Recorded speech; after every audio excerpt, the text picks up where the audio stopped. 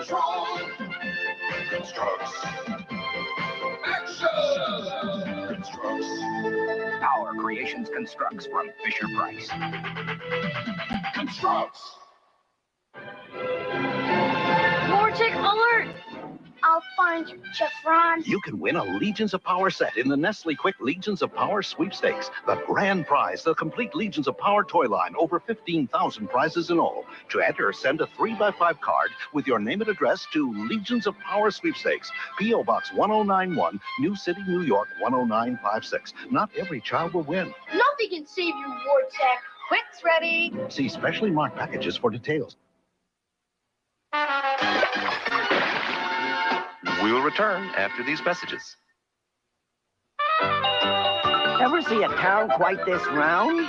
Presenting the Nurfles Round Town Village with neighbor Ned. Nurfles really spin around and slide around, go up and down. When you build a Nurfles town, yes, Round Town is a ball to change around. You can stack it tall or make it small. Chutes and slides connect it all. Yes, Round Town is a ball to change around. The Nurfles Round Town Village with neighbor Ned. New from Parker Brothers. Cookie Cook, you do anything to tell me your cookie taste of Cookie Crisp video. I know. It even looks like those chocolate chip cookies. But it says crispy and milk, and it's part of this complete breakfast. If you like cookies, you'll love Cookie Crisp. And if you like bubble gum, you'll love Bubblicious Free and Cookie Crisp. It's the ultimate bubble in strawberry, raspberry, and new chocolate mint. You can try all 3 flavors. There's 1 pack free in Cookie Crisp cereal. Captain O.G. Reedmore here. Television's lots of fun, as everybody knows. You have your favorite characters, you have your favorite shows, but there are also other shows that aren't hard to find. Just read a book and turn on the TV in your mind. So many characters to meet. Oh, hello there. So many stories to be read. Oh, my. So read a book and take a look. Yes, sir. Excuse me. At the TV in your head.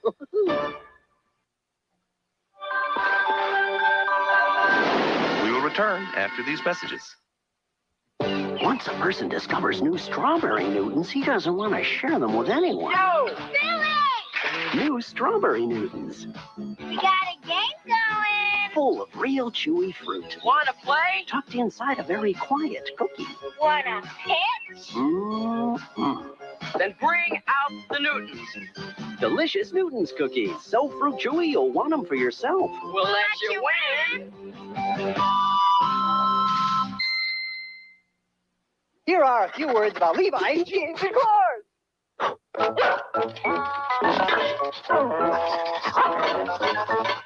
Coming to your shoes and my vibe. All one release. Oh, I love it.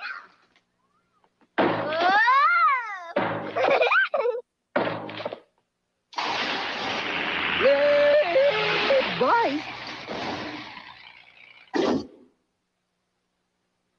MSP, just the squirts of minty gel protection teeth as you can tell. We've got the Colgate pump. We love the Colgate pump. 2 great tastes, maximum fluoride protection at your fingertips.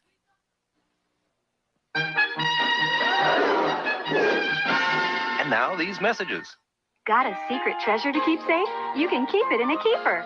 Keepers, keepers, what's inside those keepers? Fancy the snail, Tango the ladybug, and Sheldon the turtle are keepers. Fun friends with a secret hiding place, each sold separately. And each keeper comes with its own finder, twist, nightlight, and footloose. Keepers, keepers, keeps it safe inside. Fancy and footloose, Tango and twist, Sheldon and nightlight, each sold separately with brush, key, and storybook from Tonka.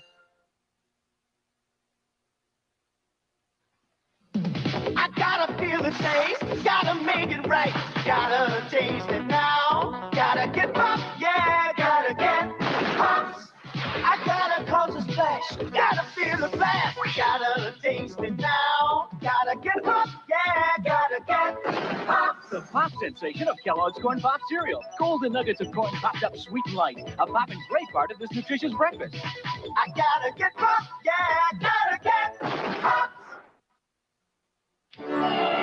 And hidden inside the mask slingshot, there's a mini jet, a control.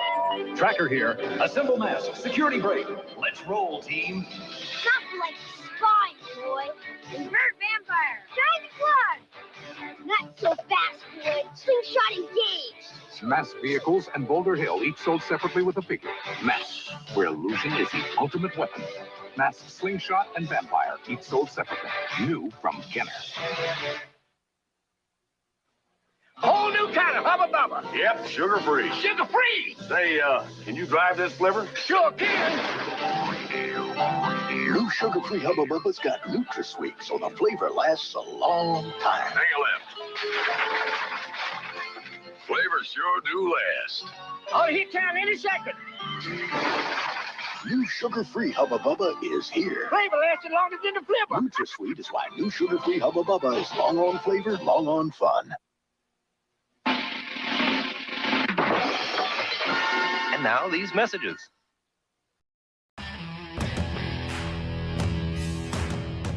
I'm not ready to go yet, okay? I'm not ready. You gotta wait. I got shit to do. I'm in the middle of something, all right? Just hold on.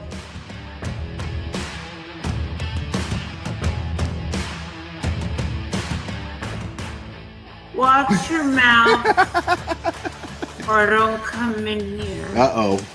Uh-oh. Oh, yeah, people, come on, we're adults here. You know what? What is the point? Yeah, we're adults here. I got a fucking Burger King fucking thing on my head. We're all fucking adults here, guys. People in my chat, 2 words. What are they? 2 words. Let me see the chat flood. Let me see the chat flood. 2 words. Okay, next caller. Please. Let's get into the meat and potatoes, which translate in American to dick and balls.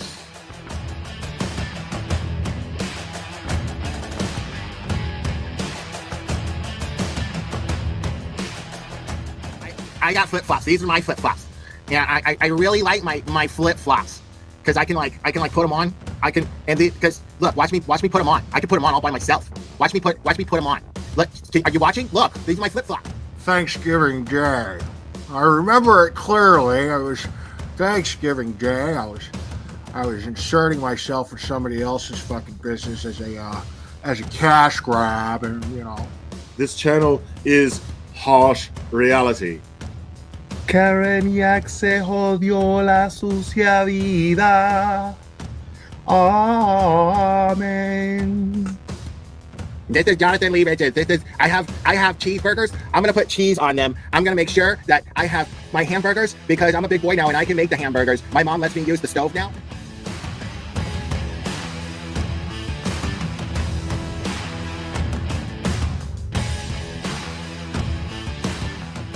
And I'm just like, wow, I like receipts, and they brought receipts. Like they had evidence to back up everything they said. And I'm like, okay, well, there's got to be another side to this, right? Like, this can't, no, this is too fantastic. Yeah, because you're not going to just jump to the conclusion that there's a conspiracy amongst cops to cover up a murder. You know what I mean? Yeah, I mean, cops and just, like, soccer moms and shit. Like, that's what made it even crazier. Like, yeah, get it, Betty. Yeah, did you have a close relationship with your mom? Get it, Betty. Oh, of course, I still do. Yeah.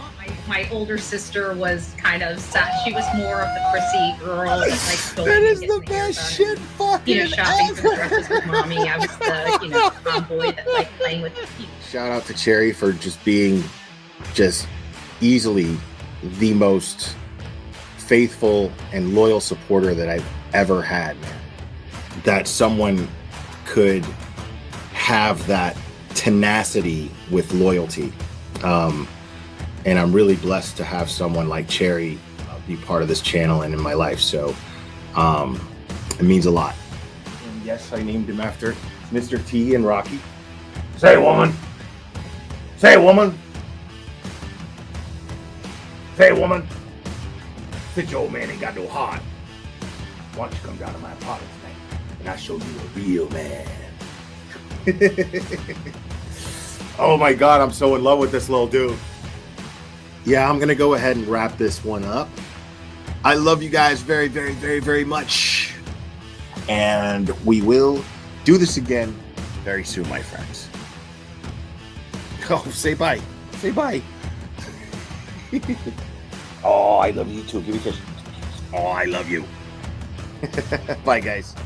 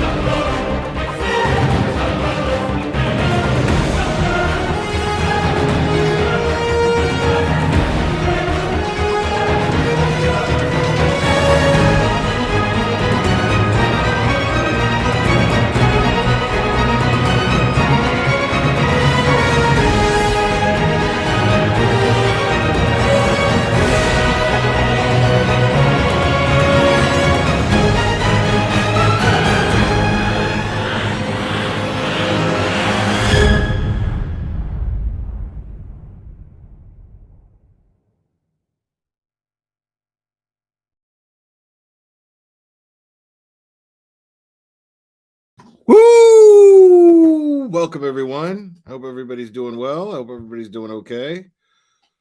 Oh my goodness. Oh, I think I might have messed something up here. Give me 1 second, folks. Oh my goodness. What?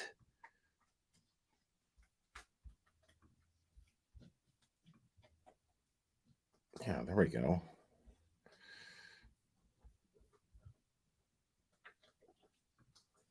Okay.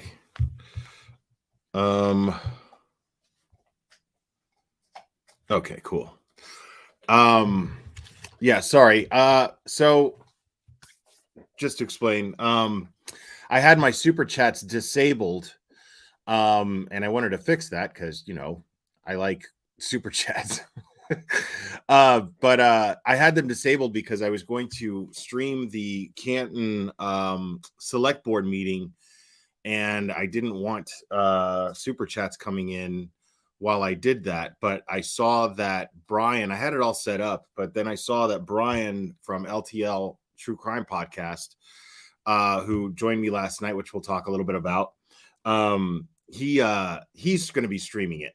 So I didn't want to butt heads with him on that. But like I said, since I set it up, I had turned off my super chats because I didn't want super chats for streaming the select board meeting. So so yeah, but then I decided I'm going to go ahead and go live before that starts. Yeah, so whenever that starts at 7, I mean, I might still be streaming or whatever, but know that Brian will be streaming the Canton Select Board meeting at 7. So I know that Young Jerks usually does this. And it was at Rita's request that both Brian and I do it. I didn't know that she meant both of us, but I didn't see the reasoning behind both of us doing so. I would rather just direct people over there to watch it. So, but so yeah, if you were trying to super chat and it doesn't show up, just refresh the feed and you'll be able to. So a couple of things we're going to talk about before we get into, because we are going to talk about Sandra Birchmore. And I have not done a deep dive into it, but I have done a little bit of looking into. What I saw were some discrepancies that I felt like, okay, I know I need to talk about this. And a couple of people have posted a couple of things on Twitter that had made me definitely raise an eyebrow. And so what I'm going to do is I don't have anything organized, put together when it comes to that, but we're going to explore it just like we did together on the Karen Reed thing. and the John O'Keefe thing, we're going to talk about Sandra Birchmore in virtually the same fashion. I have a lot of stuff to look at. I have not looked at it all. And we are going to discuss those things. We're going to look into those things. Street Squirrel, thank you so much, member, for 2 months. SpaghettiOs and Cheez-Its later. Better be good. I'm telling you, dude. They got to be the hot and spicy ones, though, bro. Okay? They got to be the hot and spicy ones. All right? Thank you for the membership. Yeah, they got to be the hot and spicy ones. But you could, I mean, if you're in a pinch, because sometimes the store doesn't have the hot and spicy ones. So if you're in a pinch, just add hot sauce, like lots of hot sauce, if you like spicy, to your SpaghettiOs. Because I put hot sauce in everything anyway. But yeah, and they got to be the ones with meatballs too. It's just delicious that way. So absolutely. Microdots. Wow. Thank you, buddy. Appreciate that. That's way too generous.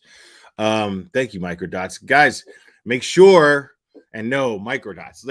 Microdots super chat me and then calling me a badass is just like the weirdest thing in the world because Microdots is a badass.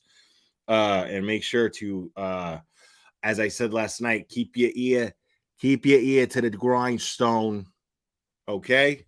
Because Microdots has got some shit coming up soon.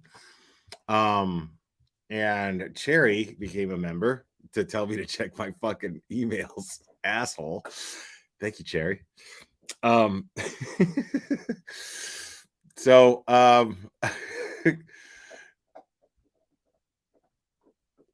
yeah, so it's really great to see all you guys. Let me dude, SpaghettiOs are not gross, okay? Listen, some of you people are cut from a different cloth than some of us, okay? Let me tell you something. Don't talk shit about ramen. Don't talk shit about SpaghettiOs, okay? We eat what we have to when we can. It's how we are. Just kidding. SpaghettiOs, I can see how people could say are gross. I've always loved them since I was a kid. I know the logistics of why they're gross, but I love them anyway. McDonald's is gross, but I love it anyway. So yeah. So before we get into the Sandra Birchmore stuff, and this is going to be a long stream, so I understand if people want to watch the Canton Select Board meeting and you leave to go watch that, perfectly understandable. I would actually encourage you to do that. But I do want to go over some of this stuff, and you could always just come back and catch the replay later on. And like I said, I'm only going to be White Castle, exactly. Lullacy, yeah. I'm only going to be going into. I'm not doing a deep dive today. I'm just gonna kind of wet my whistle on it a little bit. I'm gonna dip my toes in the water, as it were. When it comes to the Sandra Birchmore thing, and I'm just going to do it live with you guys because I know a lot of you are already very knowledgeable of this case, but definitely needs to be talked about. But before we get into that, there have been some slight developments in regards to Karen Reed's trial or pre-trial anyway. Let me go ahead and play this little clip here. It should explain it pretty well. 25 investigates with new details tonight on the Karen Reed murder case. A couple of important rulings from the judge to tell you about. Our investigative reporter Ted Daniel is here now. And Ted, one has to do with the document that you first reported on Friday. On Friday, Vanessa, we told you that Karen Reed's lawyers had gone scorched earth. They filed a motion to kick the DA's office off the Karen Reed case. Today, Judge Beverly Cannoni impounded that motion. That means that the paperwork will no longer be available to the public. 25 investigators. Okay, see, now I was confused when I saw the motion, or when I saw the news that before I saw this clip that it was impounded. This is, again, I don't know legal terms, so I didn't know what they meant by that the judge impounded it. And I was just like, what? Did she throw it out? What does that mean? So it just means that we're not going to be able to see them, at least not yet.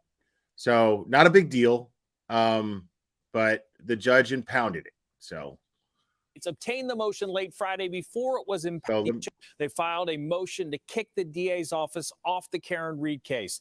Today, Judge Beverly Canoni impounded that motion. That means that the paperwork will no longer be available to the public. 25 Investigates obtained the motion late Friday before it was impounded. In it, the defense accuses the DA's office of framing Reed and withholding information about a federal investigation of the case. As 25 Investigates has been reporting, a federal grand jury has been looking at law enforcement's handling of the Reed case. Judge Canoni wrote that she impounded the defense motion to protect the integrity of that federal grand jury.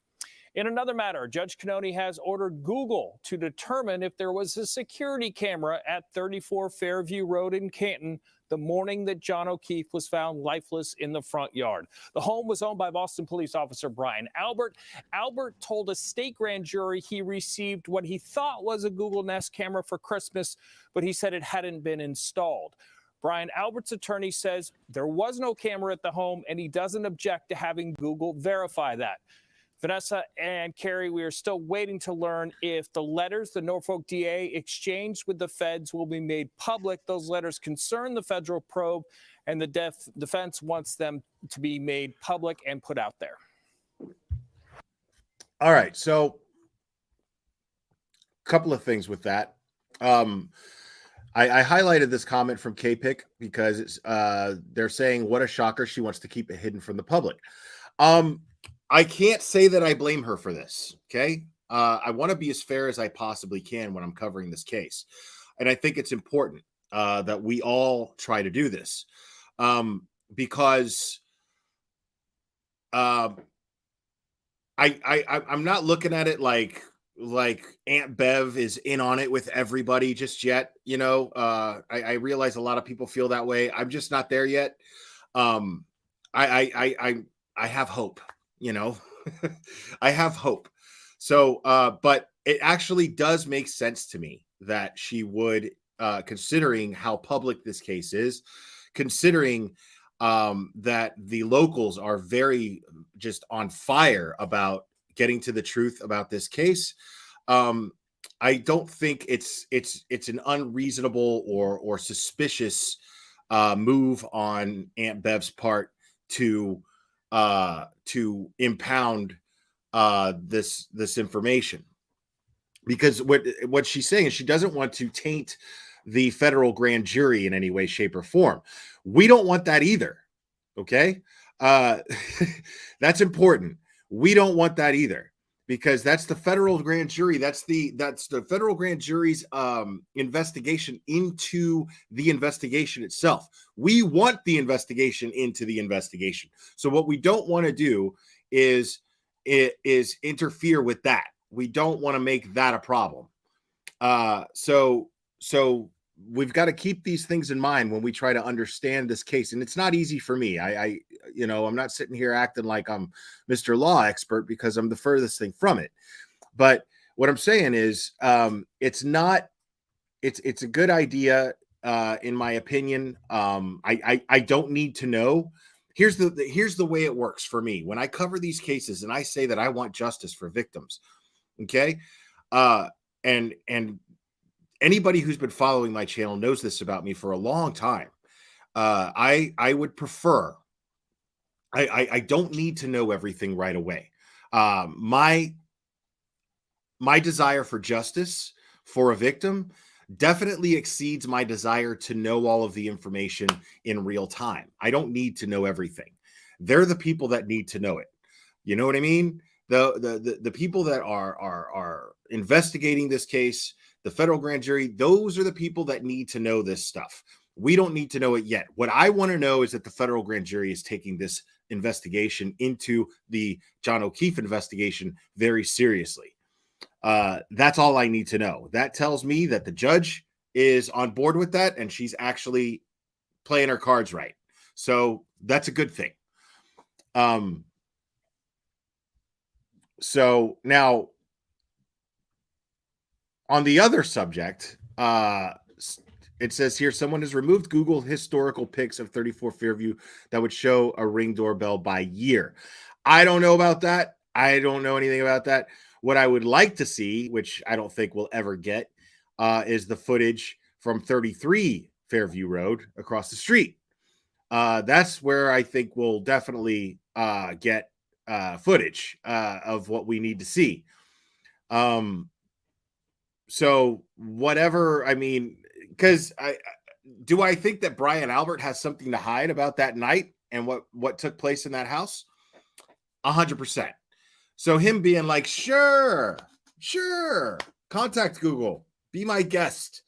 It doesn't make me feel very easy about what they would find on any through Google of any Ring cameras that were supposedly installed in that house. So, Brian Albert's comfortability with that, it doesn't sit easy with me. So I would prefer to see 33 Fairview's footage from their Ring camera. So, but I don't think we should hold our breath on that. Now,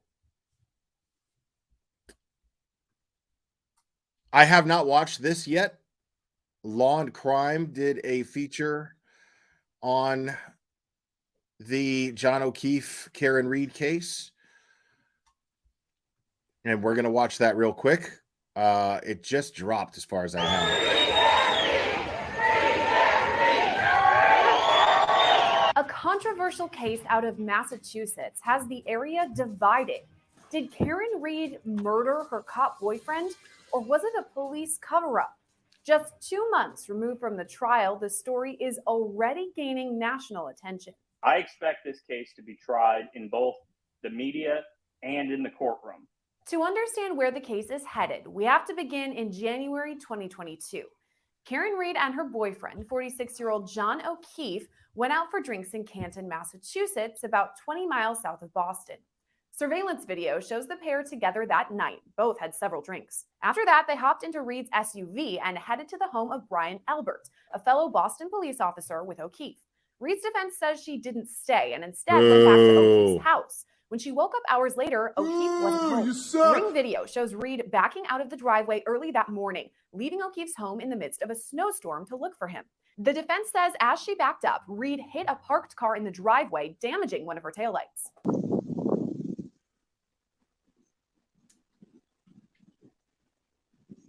Reed called Jennifer McCabe, Brian Albert's sister-in-law, who she had seen earlier in the night.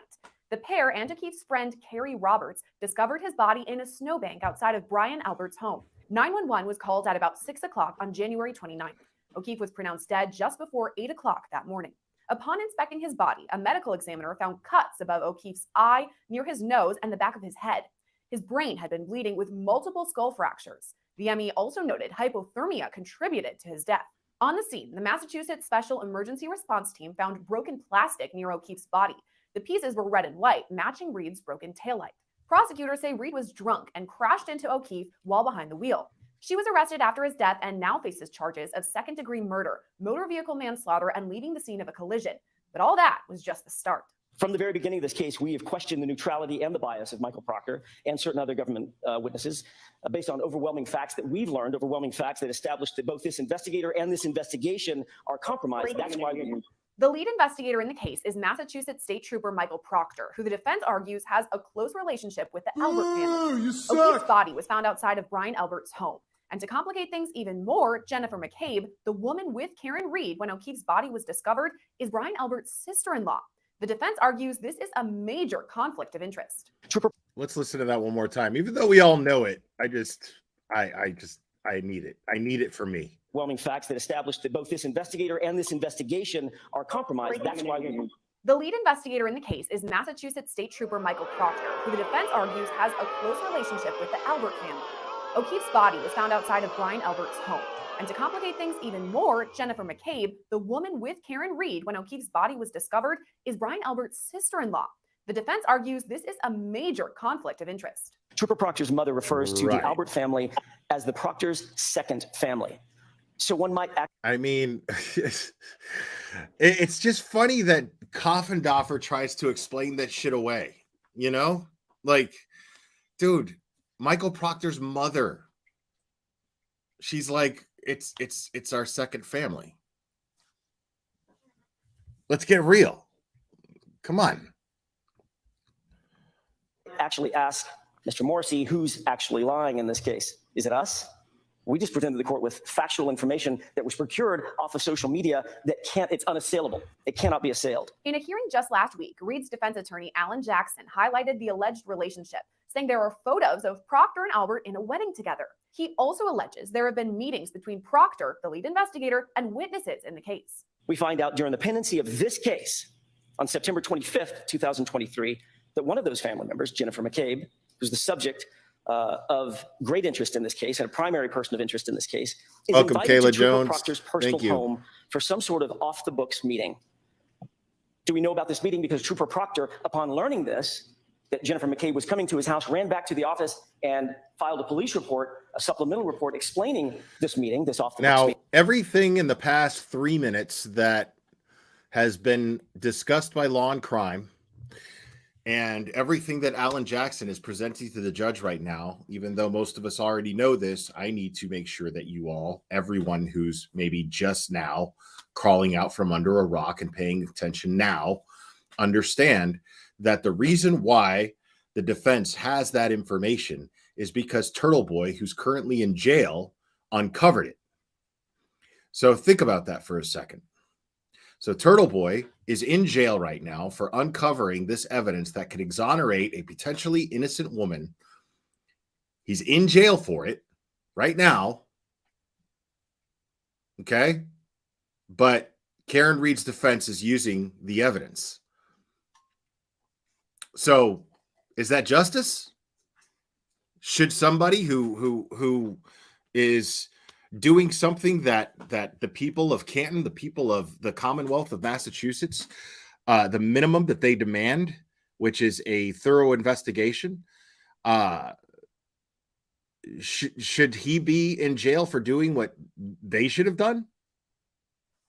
Is that justice? Is that justice for Karen Reed? But more importantly, is that justice for John O'Keefe? Because meanwhile, while Turtle Boy sits in jail and Karen Reed sits on trial or awaiting trial,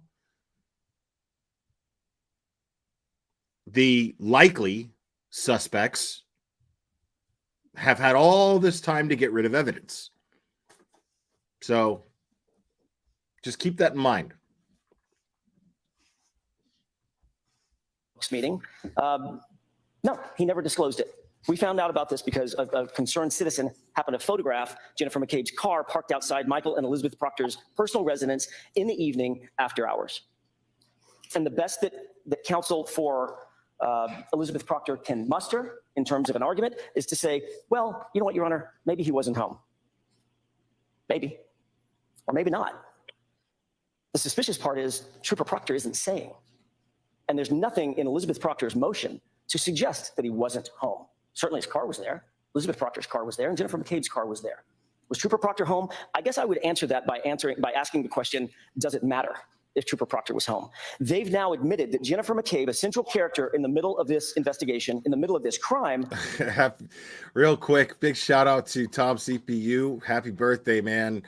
I think you feel the same way about birthdays that I do after watching your stream from outside the courthouse. Just birthdays are like whatever, but we love you here. So we gotta give you a happy birthday, man. So I hope you have a good one and many more to come. Was secretly meeting and or socializing with the lead investigator and or his wife in the living room of their home. And that, Your Honor, is a problem. And it shows more than a professional connection. It shows a personal connection. Absolutely. According to the Proctor family's own counsel, Elizabeth Proctor's counsel, the subject matter of that meeting was commiserating about this case. They weren't talking about sports. They weren't talking about the weather. They were meeting about this case. So how does that not show a bias, and how does that not implicate Karen Reed's constitutional rights to this information? And to this day, the Commonwealth has yet to concede what obviously is now sort of front page news, that there is in fact a personal relationship between the Proctors and their second family, the Albert McCabe family. Right? But the assistant district attorney says this relationship is distant at best. The relationship, as the Commonwealth understands it, between essentially Trooper Proctor and Ms. McCabe is that Trooper Proctor has a sister who has a friend who has a sister who has a husband who has a brother. Now, granted, we're only 6.5 minutes into this 20-minute video that Law and Crime did, but and I hope I'm not jumping the gun here, but I really wish that they would have played that clip. Maybe they will, but I really wish that they would have played that clip of Michael Morrissey straight up lying in a very public statement that was addressed to the public. His statement addressed to the public on video, him lying. There's no way to misquote him, lying and saying that there was absolutely no connection between the Proctors and the McCabe's, and that there's no motive for Michael Proctor to plant evidence in the John O'Keefe case, which I think is fucking amazing. But maybe they didn't catch it. I don't know. I know Court TV did, so that's a good thing. But yeah, Law and Crime seems to have missed the mark there. But who has a wife, who has a sister, who was Jennifer McCabe. The defense, though, still points the finger at Albert and McCabe, the latter whom defense attorneys previously alleged searched, quote, how long to die in the cold the day of O'Keefe's death. How could Trooper Proctor be expected to adequately and honestly investigate this case as the lead investigator? Now, keep in mind, this is what we've been waiting for. This is the beginning, folks, because this now that Court TV is talking about this issue, and now that Law and Crime is now talking about this issue, hopefully the next to follow would be News Nation, and then after that, mainstream national news outlets. So hopefully this picks up, and this isn't dismissed as gossip or tabloid bullshit. It's very, this is important information here. So if you're talking about this case, it's important to talk about these aspects of the case, because a very potentially innocent woman is on trial for her life. And also investigate the Albert McCabe involvement in this case, with his history of an interpersonal relationship and allegiance to those very people, the very third-party culprits, the very people who should be suspects in John O'Keefe's murder. This leads to another facet of the case, a potential police cover-up. After one of Reed's initial court appearances, defense attorney David Yannetti says he received a call from a tipster saying the case against Reed is a police cover-up. The defense now alleges Brian Albert beat up O'Keefe the night of his death and left him outside to die. To make sense of this theory and to understand the case as a whole, we spoke to Massachusetts native and criminal defense. I don't think that the defense actually named Brian Albert as the murderer. I don't think that they should fix that, because I don't think that Karen Reed's defense, Jackson or Yannetti, has said that Brian Albert is the murderer. No, they just feel that something happened in that house, and Brian Albert likely knows about it. But whatever happened to John O'Keefe happened in that house. That they are definitively saying. I'm definitively saying that as well. Whatever happened to John O'Keefe happened inside that house. I firmly believe that. And people are lying about it. Everyone that was in that house is lying. So that's a major issue. So I don't think that her defense has actually said that Brian Albert is responsible. And honestly, nobody here fully believes that either. Everyone here believes that there's about 95% that believe it was Colin. And then like another 3% that believe that it was Brian. And then the other 2%, meaning me, is toying with the idea that it was Matt McCabe, because I still am not dismissing the motive theory that I came up with. But I'm not married to it either. So, defense attorney Matthew Timpanic. The narrative here is one that's really interesting.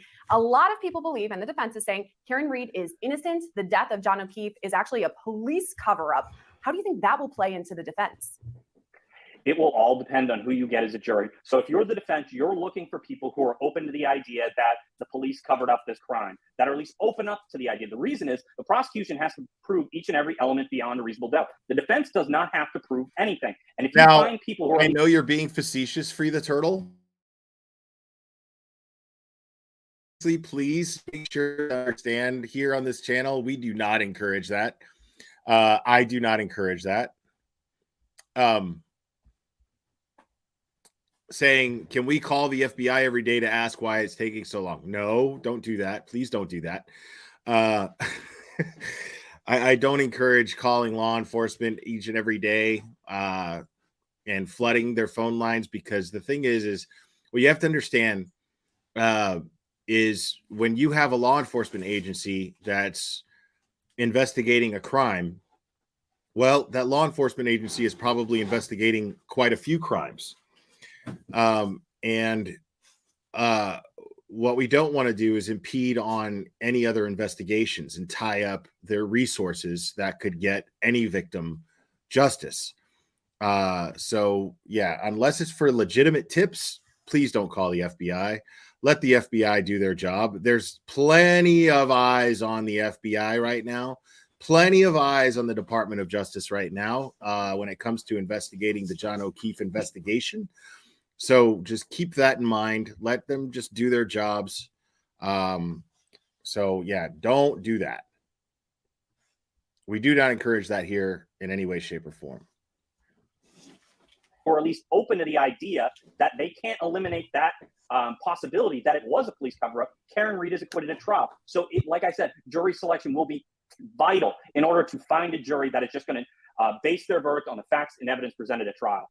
And you just mentioned the very important thing here, that the burden of proof is on the Commonwealth. So if it's their goal to yield a conviction, what do you think that they're going to present when it comes time for the trial? Any theories about what we can expect? They're going to present their theory about how John O'Keefe died. I believe I saw in the indictment that they found bits of Karen Reed's car on John O'Keefe from I believe it was a taillight or something like that, and they were able to match that. That's circumstantial evidence of potentially guilt. But at the same time, you've got to put Karen Reed in the driver's seat at the time of the incident in question, as opposed to her car just potentially being used, or a car that's similar to hers being used to commit the murder of John O'Keefe. It will all depend. They need to be able to put her in the area at the time in question. They need to put her in the driver's seat of the vehicle that was used to kill John O'Keefe. And they also got to eliminate any kind of possible doubt that this was in fact a police cover-up. Usually in these types of cases, defense attorneys don't really give away their defense strategy this far. And see, this guy right there, he's making a great point. Okay. He's saying, well, they have to prove, the prosecution has to prove beyond a reasonable doubt that this was not a police cover-up, since the defense is claiming that this was exactly what it is. But this panelist, bless his heart, is not familiar with the case enough to where he has done a deep dive, as it were, into this case, where he has not looked at the documents, and he's not aware of the 5 different undocumented searches where Proctor found different pieces of the taillight.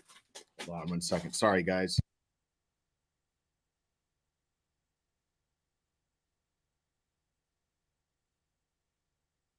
So this gentleman is not aware of this.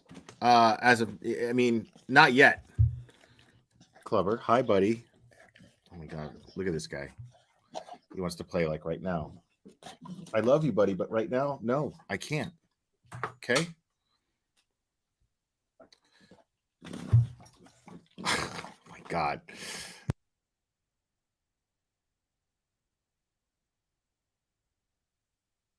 Far ahead of trial, but they're using this aggressive an approach to see if they can get this case dismissed before this even goes to a jury trial, because the publicity on this case has been huge. But what you can expect at trial is more of the same argument from the defense. And what you were talking about is that taillight there. That is a huge piece of evidence in this case. And you spoke about having her SUV there. Maybe they could prove that it was there, but to actually have Karen Reed in the driver's seat, I mean, that to me, I just hear reasonable doubt. How can we 100% prove that she was in the driver's seat? I mean, how would they even try to go about proving that? See, they're at where I was about 5 minutes into my first live stream. Okay. But about 5 minutes into my first live stream covering this case, I'm going, well, okay, well, right there's reasonable doubt. And then it goes on and on. Oh, well, right there's reasonable doubt. And then again, reasonable doubt, reasonable doubt, reasonable doubt. And then I got to a point where I was like, well, why are they? I mean, why not? It's so easy just to create doubt here. That's their job. That's the defense's job, to create doubt. And that's it. That's all they have to do. Once they do that, job is done. Easy peasy, done. Karen Reed is going home. She's as good as free. But they're not doing that. They're going above and beyond. They're going, no, wait a second. Because this is the boyfriend of this fallen police officer. And we want justice for John O'Keefe. So it's not good enough for us to just create doubt in a jury. We want you to know that there's something really shifty going on here, really shady and really messed up. They need to have some kind of witness that either put her in the driver's seat, or people who did not see her at the house, at the after party, or at the bar, and that she was the only one who had access to these keys that were put into the car. Yeah. So, right there, this comment, they're dying to turn Karen Reed into Casey Anthony and blame it on the jury. Right. They know they're not going to get a guilty verdict, but if they turn the court of public opinion on her and lose the case in court, but still win the court of public opinion about Karen Reed, well, then there's no investigation. Because the thing is Casey Anthony was acquitted, right? But the thing is, we all know Casey Anthony's guilty. We all know it. Casey Anthony is absolutely guilty of killing her daughter, Kaylee. 100%. We all know this. I know that Casey Anthony is guilty because the cops forgot to do the prosecution forgot to search her Firefox, her search engine Firefox, and it was very similar to, actually, ironically, very similar to Jennifer McCabe's Google search, which was how long to die in the cold. But Casey Anthony's was foolproof suffocation. I believe it was foolproof suffocation. And if you remember, Kaylee was found, just her skeletal remains were found with electrical tape, with duct tape. And so there's no way after Kaylee was decomposed for as long as she was to determine the cause of death, as I remember correctly, if I remember correctly. But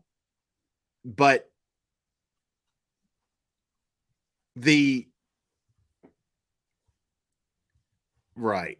Yeah. Okay. Yeah. Chloroform versus chlorophyll. Chlorophyll. More like borophyll. Sorry, I had to do that. So like, yeah, this Firefox search took place, and they managed to find the timestamp to where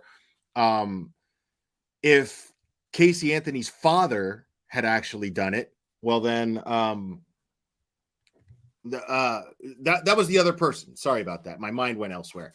But the other suspect in the case, in the court of public opinion, of course, and who the defense, Casey Anthony's defense tried to blame, was Casey Anthony's father. And so it turns out that he had to have, based on his time clock and punching into work and the time that the Firefox search was made, he couldn't have done it. There's no way that he could have made that Firefox search. And it happened right after. And I mean, right after. We're talking minutes after the police dropped Casey Anthony off after an official interview with her at the police station. They dropped her off at home after an interview, and then she conducted this Google search, or this Firefox search. This is what makes me definitively feel that she's guilty. Now, Well,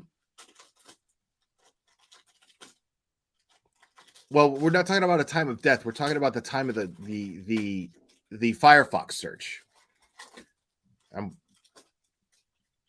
So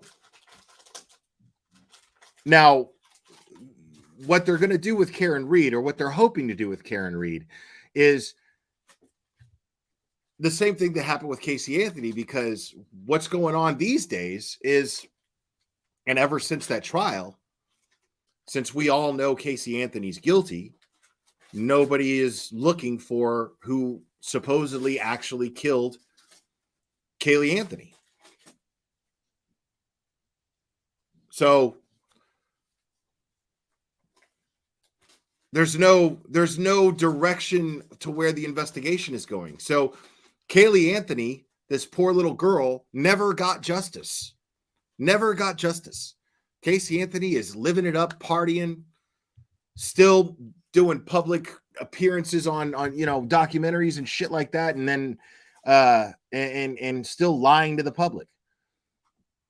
And this little girl never got justice. So they're hoping to have the same effect take place, where the whole public looks at Casey Anthony, or looks at Karen Reed as though she's guilty, but she got away with it. That's the narrative they're going to try to create here. And that's just simply not the case. They're going to find out, was her car locked? Was she the only one who had access to it? Was it in a common area? Some other individual could have picked it up, driven her car, killed John O'Keefe, and came back to the party. All of that is going to be flushed out at trial. And you're going to see, based on the opening statements from each case, who is going to present facts and evidence and who is going to present conjecture. It's possible that both sides believe they are presenting facts and evidence. But remember, the jury is a fact finder, and they will decide what facts are relevant in trial. Tim Panic says seating a jury in this case will be wildly important, but likely very difficult. But there are signs all over that say free Karen Reed, or Karen Reed is innocent. How on earth is a jury going to be seated in this case with all this publicity? Well, what's definitely going to happen is the jury selection is going to probably take a week, 2 weeks minimum, because you need to weed out all of the people who might have a preconceived notion or a bias about this case. It's going to be very difficult to find 12 people who are going to sit on this case to decide the facts, who have no preconceived notions. Because like you said, there is signs everywhere. People are wearing shirts. Every Boston Herald article is about it, every Boston Globe article. So jury selection is going to be vital to finding an impartial jury for this case. Then there's he's absolutely right about that. Jury selection is going to be vital, but it boils down to jury selection. It doesn't mean that the jury pool is automatically already tainted when it comes to the Karen Reed trial. It hasn't even begun yet. Jury selection hasn't even begun yet. So it's going to boil down to that. These very experienced attorneys are going to select. It's going to be difficult and it's going to be tedious, but it can be done. That's why a change of venue hasn't been filed. A motion for a change of venue hasn't been filed. There's no reason for it yet. There are people who believe that Karen Reed is innocent based on it. I mean, it's a high profile case. The word's going to get out. People are going to make their assessments, their judgments. But it doesn't mean that you can't select a jury. It's just going to be a tedious process. Contentious issue of law enforcement. It will all come down to jury selection, because that's one of the things. How do you feel about law enforcement? Have you had a negative experience? Do you think that negative experience would affect your ability to be fair and impartial in this case? You need to find people that are open to hearing what the prosecution has to say and is not going to make a determination until they hear all the facts and evidence. You don't want somebody coming in with a shirt of free Karen Reed underneath whatever they're wearing who've already made a determination for Karen Reed is guilty. You want somebody who's going to hear the evidence so we can get a verdict that's based on the facts and the evidence presented at trial, not before and not after. It's the high-profile nature of the case altogether that may have led to the tip and subsequent police cover-up theory. What happens in these types of cases, especially with high publicity, everybody wants to be like, hey, I know this. I saw who killed Kennedy. I know who killed John O'Keefe. It is all about whether they can actually prove that and whether that is factual. Anybody can say anything that, oh, this is what actually happened. But what the defense has used is that they've taken this tip and used that as this is proof that there is a cover-up. We need to unwind the thread or something like that to actually figure out who actually killed them. And the longer you keep a jury thinking about, oh, well, we just can't be sure, That's how you get reasonable doubt at trial. If a jury throughout their entire deliberations cannot agree on a unanimous verdict, there is at least a mistrial grounds, or they all agree that the case hasn't been proven at trial and she's acquitted. And it's not just tipsters hoping to get involved. There's also an interesting aspect to this case. An area blogger, he goes by the name Turtle Boy. He's actually been indicted in relation to this case for harassing several witnesses. So how does that play into Karen Reed's trial? It's likely evidence that's going to be excluded. His whole, what he's saying is I have evidence of this and I've been indicted. I don't see how the evidence is relevant and his actions intimidating. Dude, see, you could tell this guy hasn't done his homework because, as I mentioned earlier, Clubber, please, do you mind? I'm talking to people here, buddy. He doesn't care. So, as I mentioned earlier, the evidence that they just played, the clip of Alan Jackson addressing the judge in this pretrial hearing, in the last pretrial hearing, well, that was absolutely that evidence was provided by Turtle Boy's investigations. So that is, this guy doesn't know exactly what he's talking about. I'm not saying he doesn't know exactly how the law works. He's an expert, but he's not familiar with the case the way that we are. So it's indisputable that the reason why Alan Jackson was able to present that information to a judge is because Turtle Boy's investigations provided that. Make no mistake about that. Are outside the scope of this case. So it's possible he might play in the defense case. He might even be called as a witness here, what they found. But that's definitely something that's going to be decided in a motion and eliminate by the judge, being like, here's what his evidence is. Is this admissible at trial? And a judge might do a 403B analysis, which means that it's potentially relevant evidence, but its probative value is outweighed by prejudicial effect to basically confuse the jury. So I definitely think that his testimony, whatever he could bring to the table, would probably be decided at motion and eliminate before it were done at trial.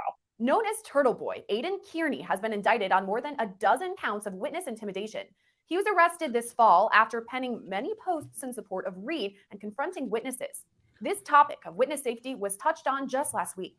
We all know that the September 25 meeting was about harassment and what these two women had been going through on the news media with the extreme harassment that they were suffering as a result of their extreme on a case and cooperating with the government's prosecution. You need to shut the defense the also fuck made some major up. motions, including to dismiss the Norfolk County District Attorney's Office from the case. One motion to dismiss and one motion for sanctions and also for disqualification of the Norfolk County DA's office from this case. I think they were looking to get a letter from the feds impounded, which I believe was granted.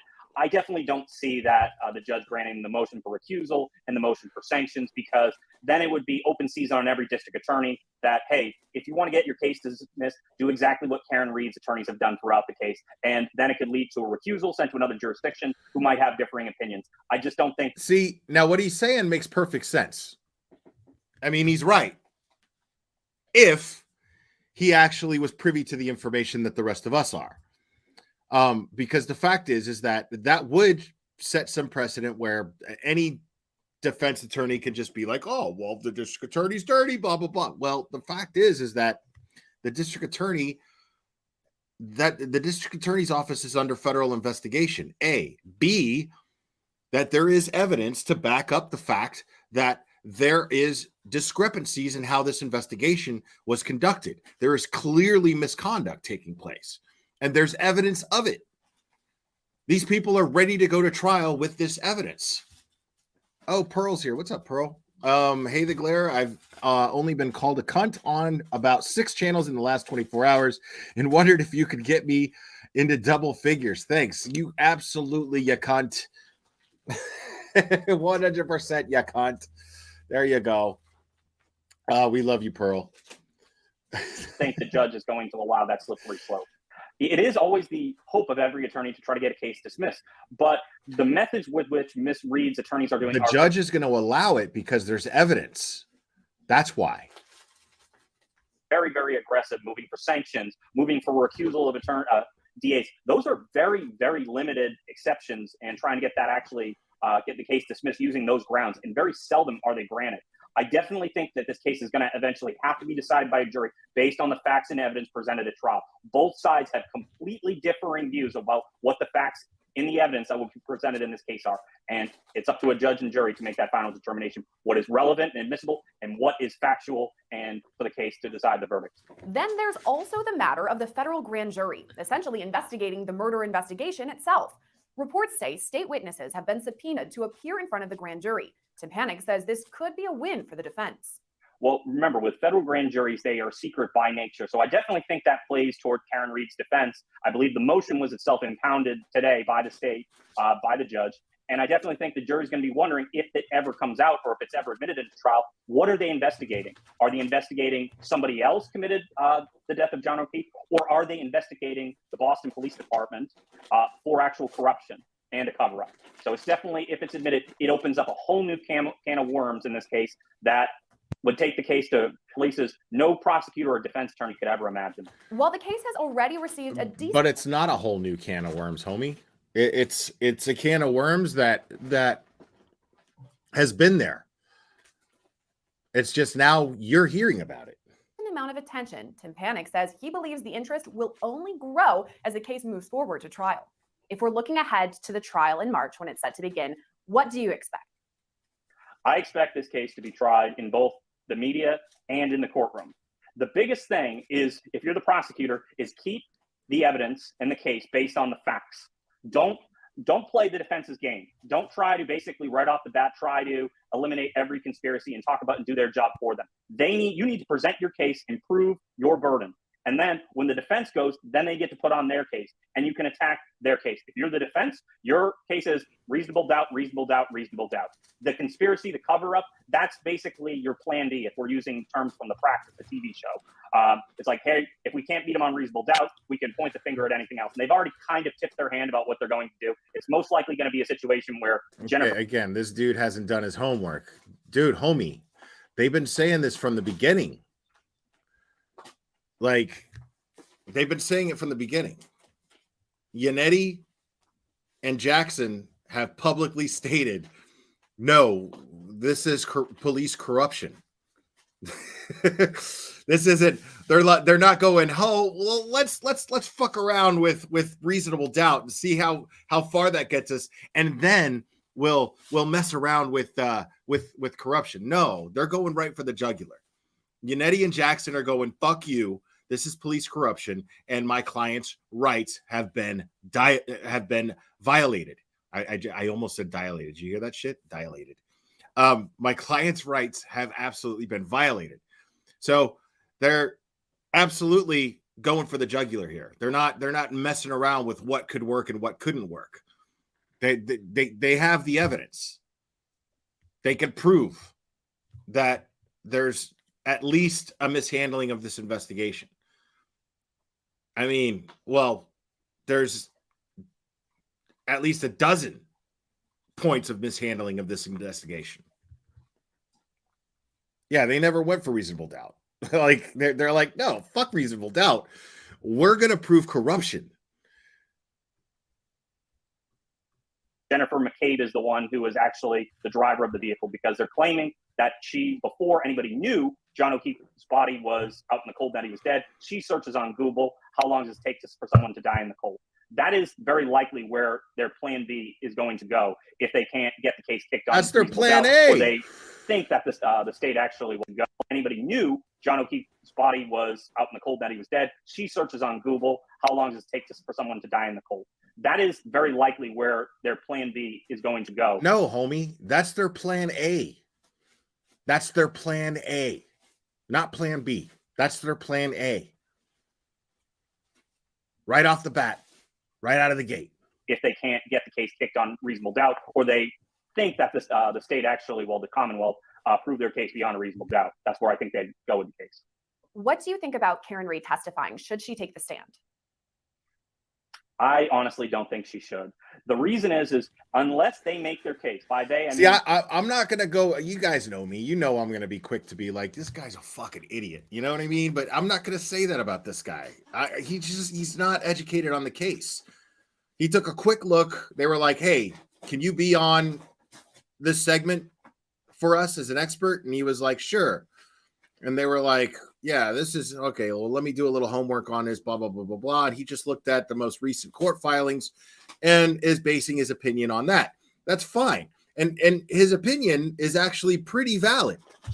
The only thing is he just doesn't know, because anybody with common sense, I said the same thing. Going into this without knowing all of the facts that we know, I went into this going, well, reasonable doubt, easy. That's the easy way to go. Of course, you wouldn't go to trying to convince a jury that a bunch of cops and DA are corrupt. Nobody would just jump into that unless you could prove it. Unless you could prove it. So this guy doesn't know what we know. So understand that. Common sense would dictate, if you don't know the details of this case, common sense is going to dictate, yes, of course, they have plenty of reason for reasonable doubt, to create reasonable doubt. And so that's what they're going to go for, because it's the best way to serve your client. Generally, normally, under normal circumstances, but this case, there's nothing normal about these circumstances. There's nothing normal about the circumstances of this case at all. So this dude is saying basically, well, with the very little that I know about this case, well, yeah, they're going to go for reasonable doubt. There's plenty for reasonable doubt. Of course, he's not going to sit there and go, they're going to right out of the gate. No, nobody's going to assume that. Anybody with common sense is going to assume that that's plan B without knowing all the facts of the case. The Commonwealth. You just open yourself up to many different avenues, all of which you can't account for. When the defendant takes the stand, their testimony is based on what you asked on direct. So if you're the defense counsel and you call your client as a witness, you have to make the avenues for which you are asking the questions very narrow, because if you don't, you open yourself up to questions you didn't want asked on the prosecution.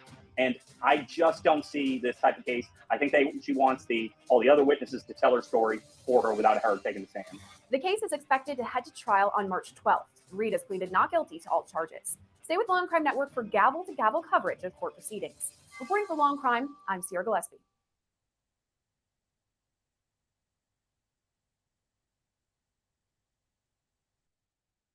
All right. So that's where we are as far as being caught up on the Karen Reed upcoming trial, if this even goes to trial. But yeah, so now let me take a look real quick, because I was waiting for an email here. So here we go.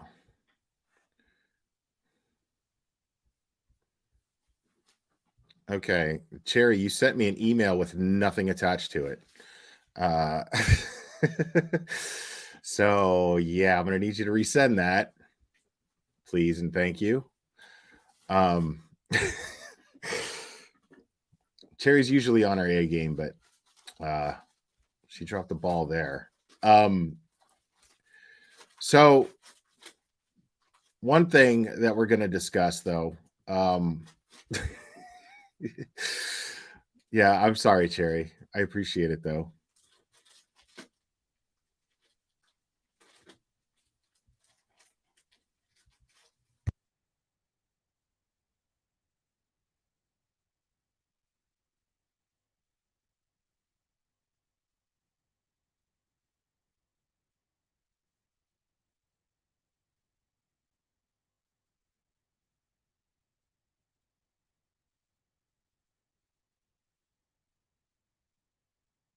I do have some findings from.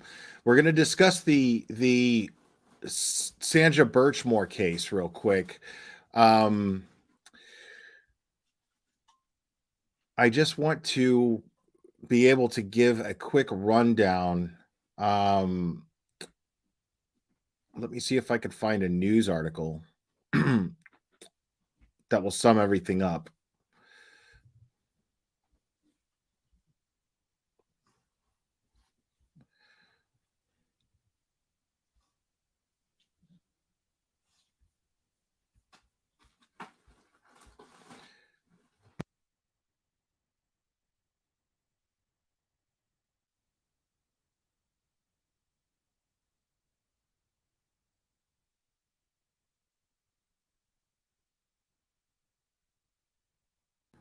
Yes, the select board meeting is at 7 tonight. So again, if you guys want to check that out, that's being streamed by Brian LTL. I was gonna do it, but yeah, I didn't want to stream it at the same time as Brian. And I figured I'd just start off with the Sandra Birchmore thing, discuss that. And if you guys want to watch the select board meeting live, by all means, go do that. And then you can catch this on the replay. No hard feelings whatsoever. Now,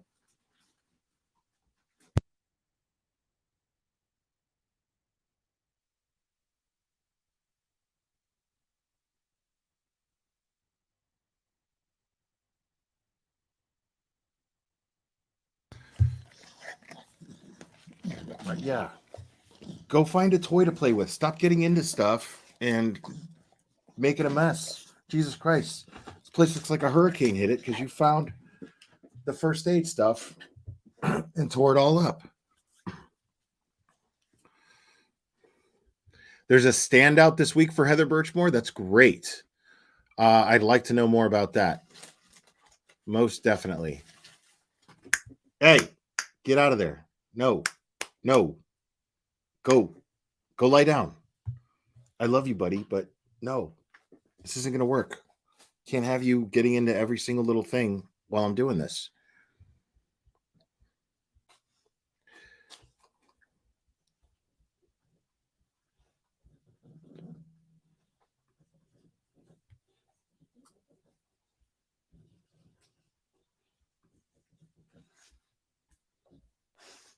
Hold on. All right, let's try this one more time.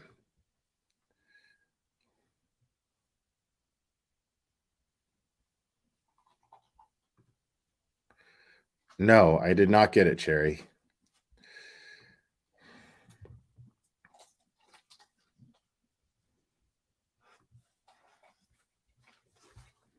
I don't know what you're doing over there.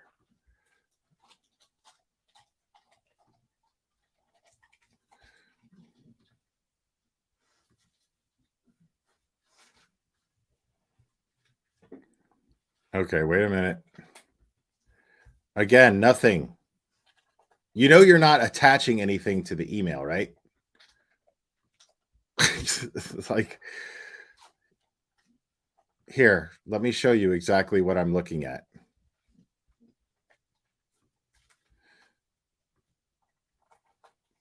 There's nothing here, nothing attached at all. So there's nothing there.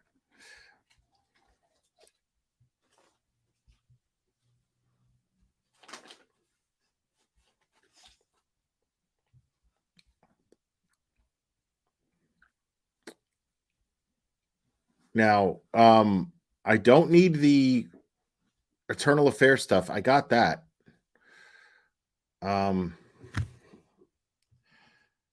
I guess I'm going to have to do things the old-fashioned way, which is myself.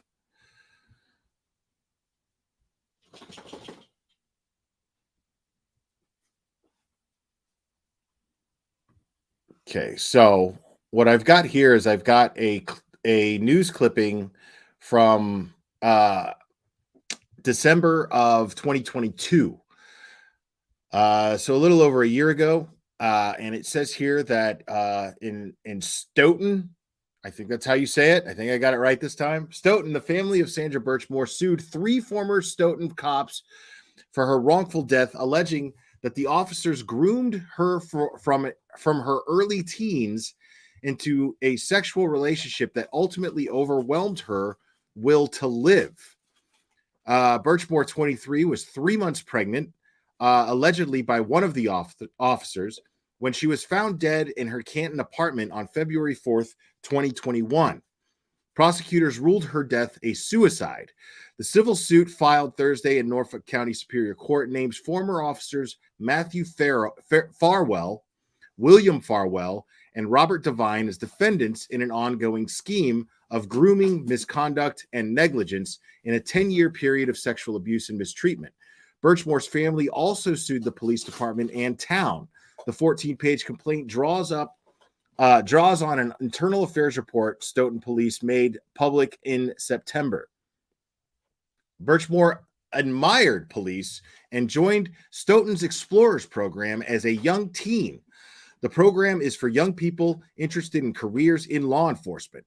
The suit claims that Stoughton's internal investigation found that Matthew Farwell had known Birchmore since she was 13 and began having sex with her when she was 15, which would have constituted statutory rape, as the age of consent in Massachusetts is 16.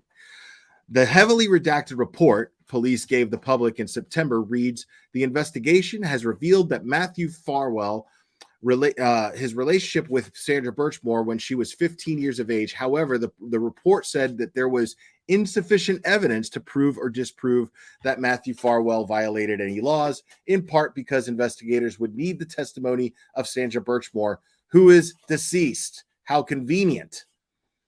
How convenient for them.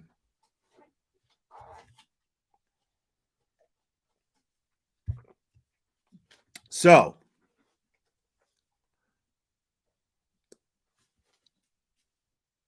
now let me look into something else here.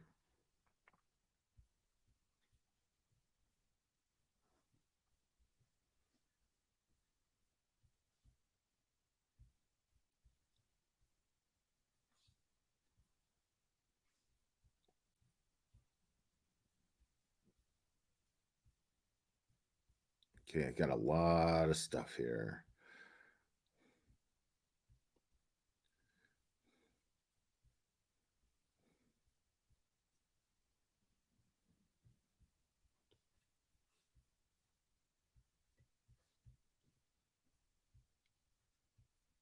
I'm not seeing what. Okay.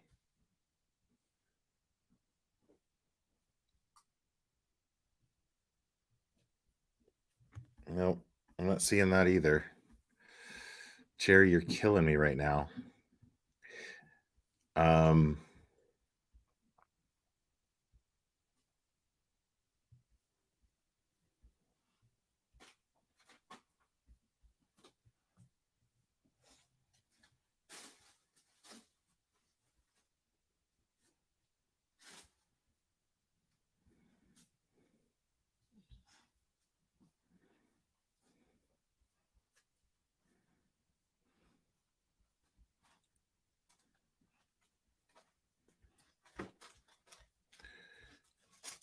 There was a video that I wanted to go over,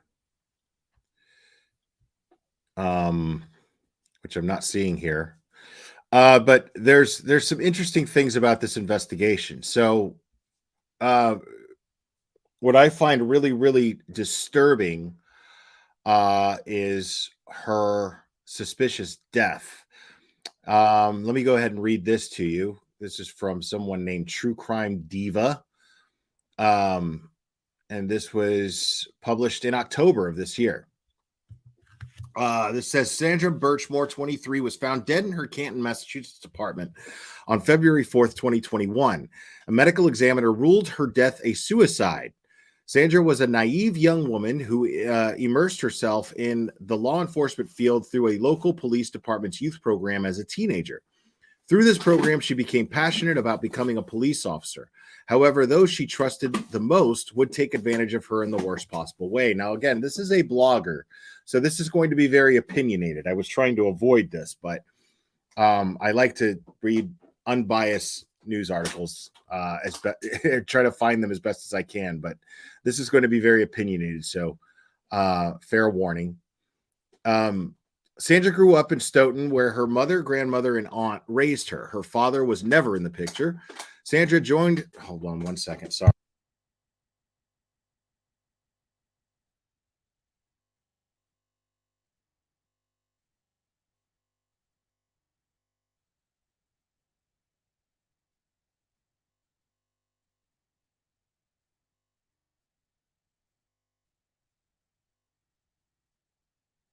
Sorry about that.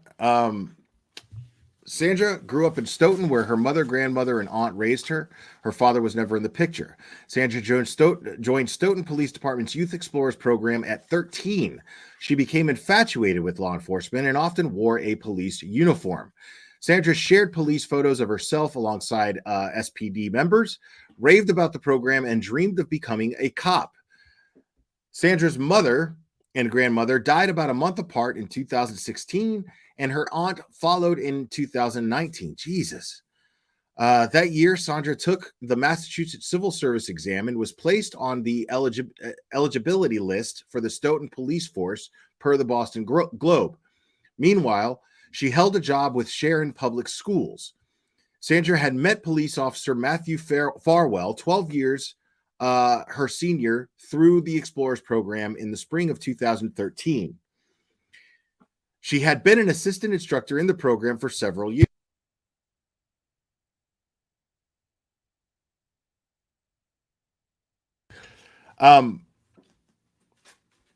Farwell, a U.S. Army veteran, had worked for Wellesley Police Department before joining Stoughton Police Department in 2012.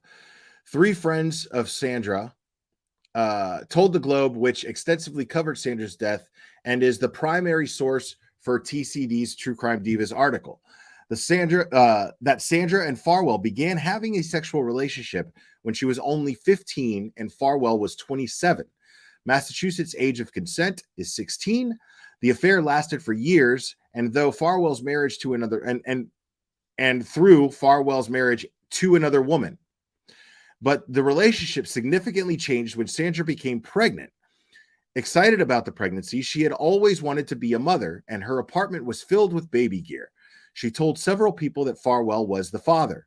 Farwell was unhappy about the pregnancy, and he and Sandra had tension. A few weeks before her death, she and a friend went shopping, and the friend bought her a $200 stroller. Sandra told her friend Farwell had pushed her during an argument, making his stance on the baby clear. Farwell's wife was also pregnant and set to give birth at any moment. On February 1st, 2021, CCTV footage captured Farwell entering Sandra's apartment building at 3307 Windsor Woods Way. According to the police report, Farwell stayed 28 minutes and exited the building at 9:43 p.m. Now, this is important because I'm going to play this, but before I do, this says that it shows Farwell. I'm not saying that this is Farwell. I'm not going to be that guy. This is again a very opinionated blog here. But I'm going to show the video.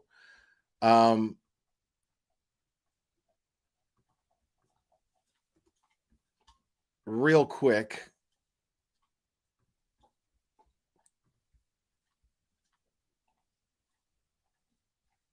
Hold on.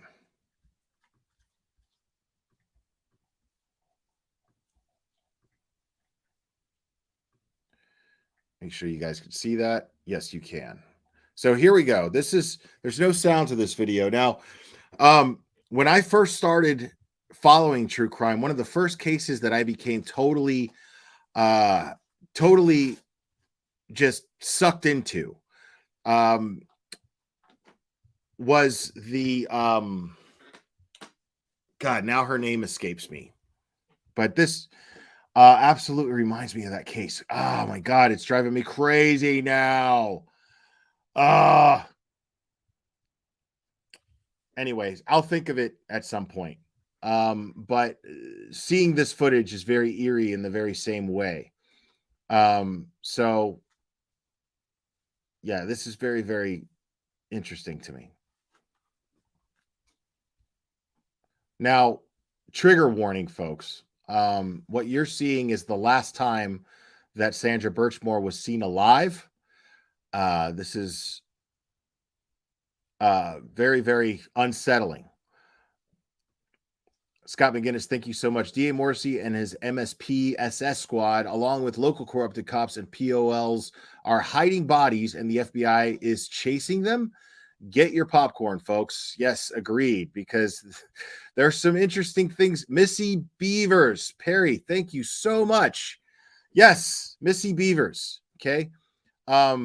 Perry, I'm kind of glad that I couldn't remember her name, because immediately someone who is familiar with both that case and this case already knows that the footage is very unsettling in very similar ways. In the Missy Beavers case, we see the killer, and yet that case is still unsolved. But we see the killer in CCTV footage, and we don't actually see the murder, but we see the killer, and it's very unsettling, and it's very frustrating, because when you have CCTV footage of the actual murderer, which we have here, because the time frame in which Sandra is accounted for proves that the person that you see in the CCTV footage is absolutely the killer. I'm just not saying that it's Farwell, because again, this article is very biased. It's very opinionated because it is a blog. Okay.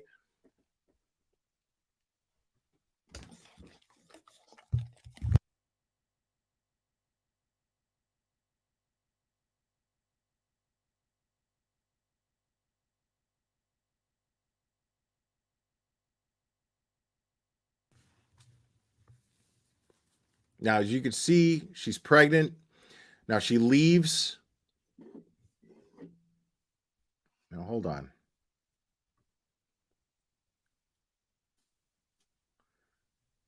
I guess it gets a little cold. She gets a jacket. I don't know where she's going. Oh, he admitted it. Okay. Again, thank you. I am very new to exploring this case.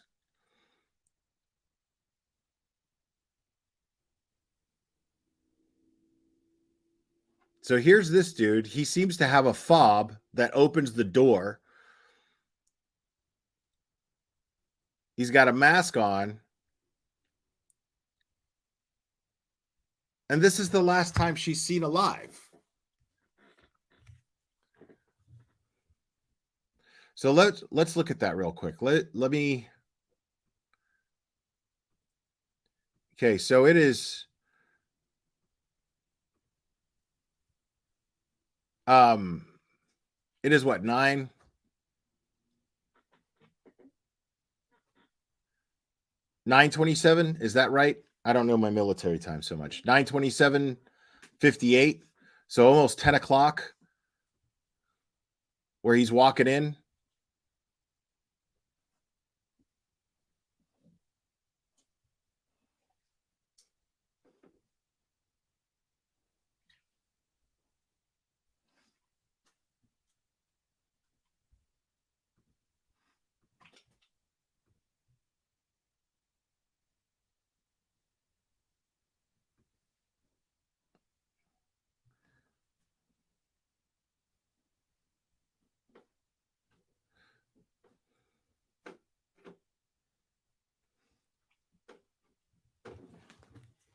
Clever, get away from there.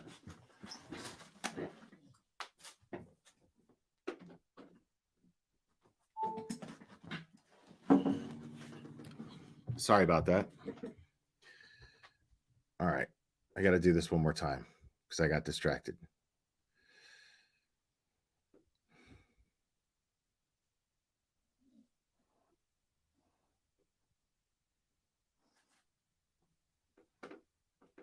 Yeah, so not even 30 minutes.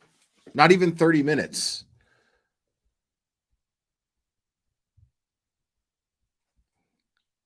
Okay, so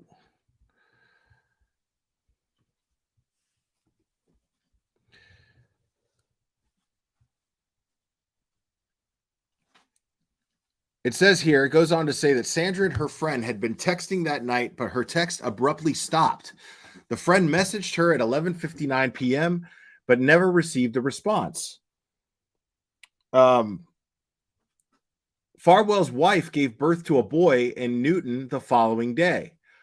On February 4th, 2021, at 11 a.m., Canton police officers responded to a welfare check on Sandra after she failed to show up for work or call in sick for several days.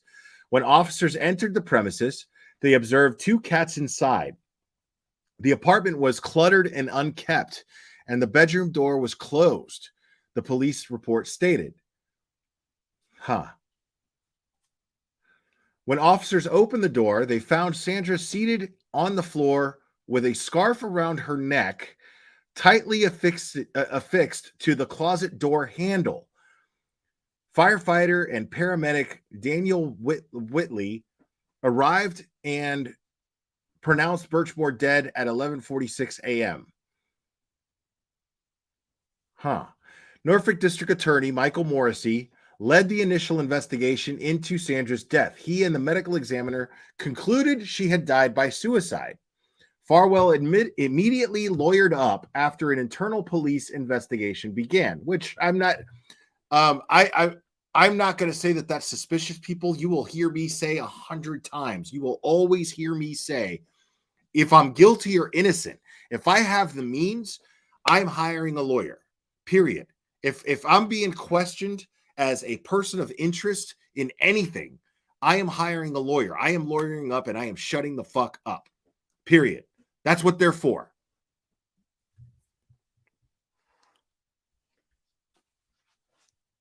So, wait a second. Hold on a second. Let me check on something real quick, folks.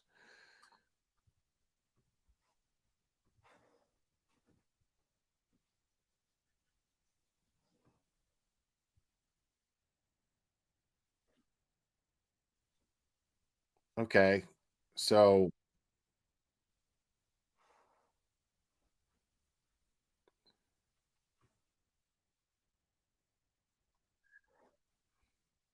why isn't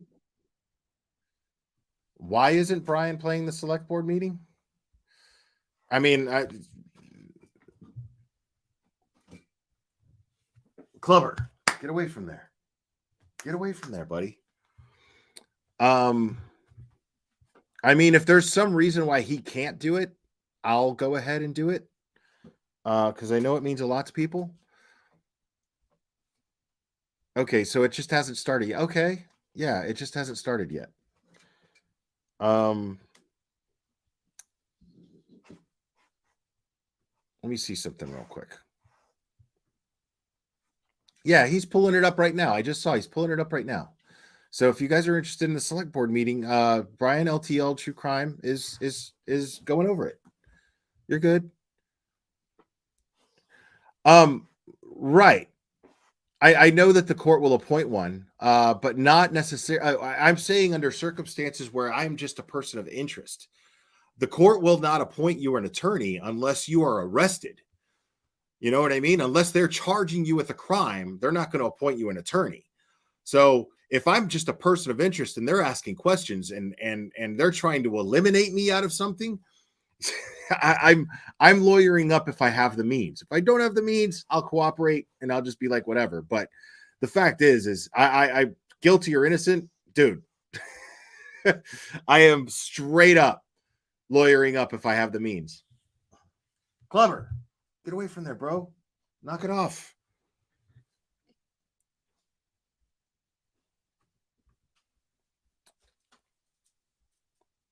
Right. So you guys are saying in the chat that Sandra was excited about this baby. So going back to Sandra Birchmore, which is why we're here, she was talking about this baby and excited about this baby and telling everybody about this baby. I don't see now. What I saw in that footage was she went to her car or whatever and brought something up from her car. I don't know if she went out to go pick this thing up, but whatever she brought up to her apartment. It looked like some sort of maybe a long squeegee or something to that effect. I don't really know exactly what it was, but if you're suicidal, you're not really going to give a shit about much. You know what I mean? It doesn't really make sense to me that she was up and about, worried about about being cold. So it doesn't really make sense. Thank you, Cherry. I appreciate it. Let me keep reading here. So, during questioning, Farwell admitted to being the man in the CCTV footage entering Sandra's apartment building. There you go. He claimed he visited her to end things. They argued and he left.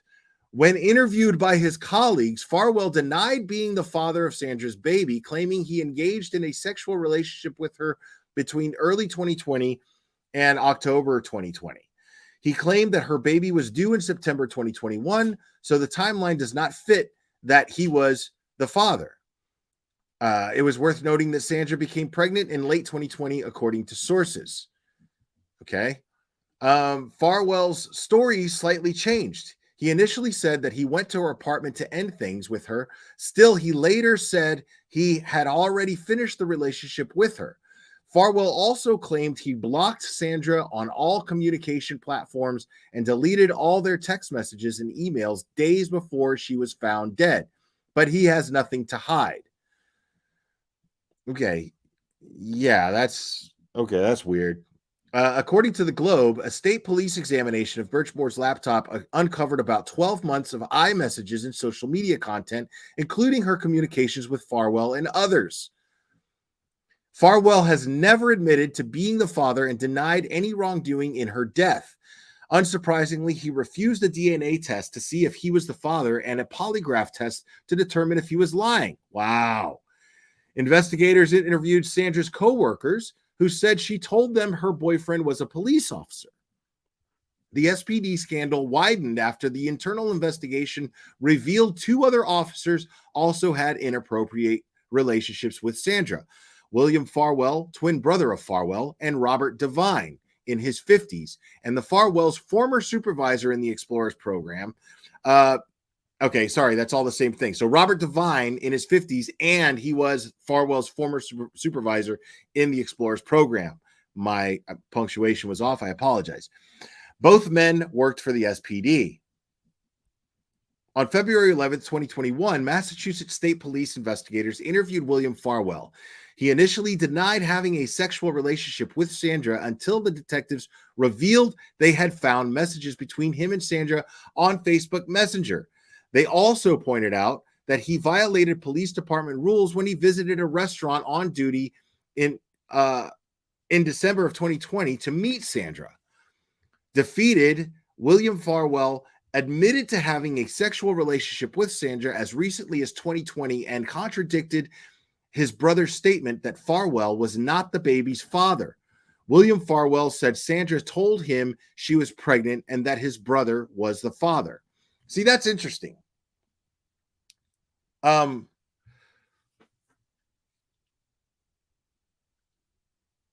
So he finally admits to having the sexual relationship as recent as 2020 and contradicted his brother's statement that Farwell was not the baby's father. William Farwell said Sandra told him she was pregnant and that his brother was the father. So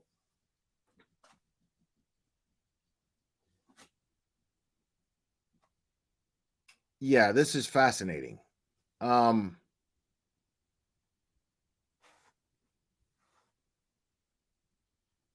Give me 1 second here.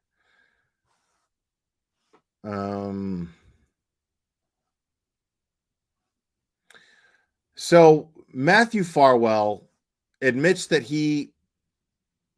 that was him in the CCTV footage, right? William Farwell is his twin brother. Okay. So that's interesting. So William Farwell's his twin brother. He was also in a sexual relationship with her. Now, what ends up happening, what is really weird here is, and again, I'm very fresh to this as I'm exploring it, but I'm thinking that part of this is if a DNA test is taken, right? And it proves that A. Farwell is the father of Sandra Birchmore's baby, right? There's motive. There's motive for Matthew Farwell. There's motive for him because let's say, and now if it's his baby, whatever, and he's trying to cover it up and he's trying to just get rid of her and get rid of the issue that he's got another baby on the way because his wife is pregnant and she has a baby the next day after she's found dead and he's supposedly breaking things off with her. There's all kinds of, there's motive slapped all over this. There's all kinds of motive here, right? I mean, it all looks bad. The fact that he showed up there and he was the last person to see her alive, and she turns up dead, and he admits that they had an argument, right? So let's just say that the DNA results come out that it's a Farwell. These twin brothers, their DNA is going to match. Clubber, you're killing me, bro. Give me 1 second, folks.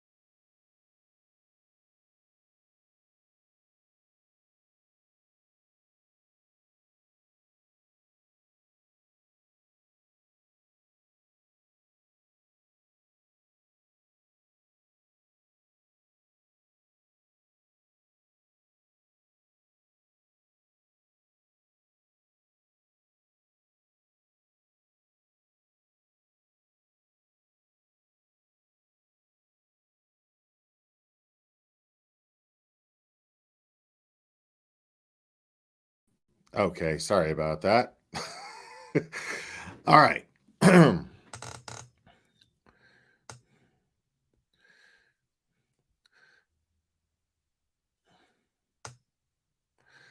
Right. Tom CPU. I'm going to agree. I think that's what she was doing, was cleaning off the snow in her car. Why would she care? She's planning to kill herself. Makes no sense. But the argument would be that the dude showed up and then they had an argument and then she killed herself as a result of the argument. So maybe she wasn't planning on killing herself, and then in the heat of everything, she just decided to hang herself from the doorknob of a closet with a scarf. I don't buy it. I don't buy it. So even playing devil's advocate here, right? Okay, let's just say she was so distraught after the argument that she kills herself. Okay, but she couldn't find a more effective way to do so. It just doesn't make sense. It doesn't add up.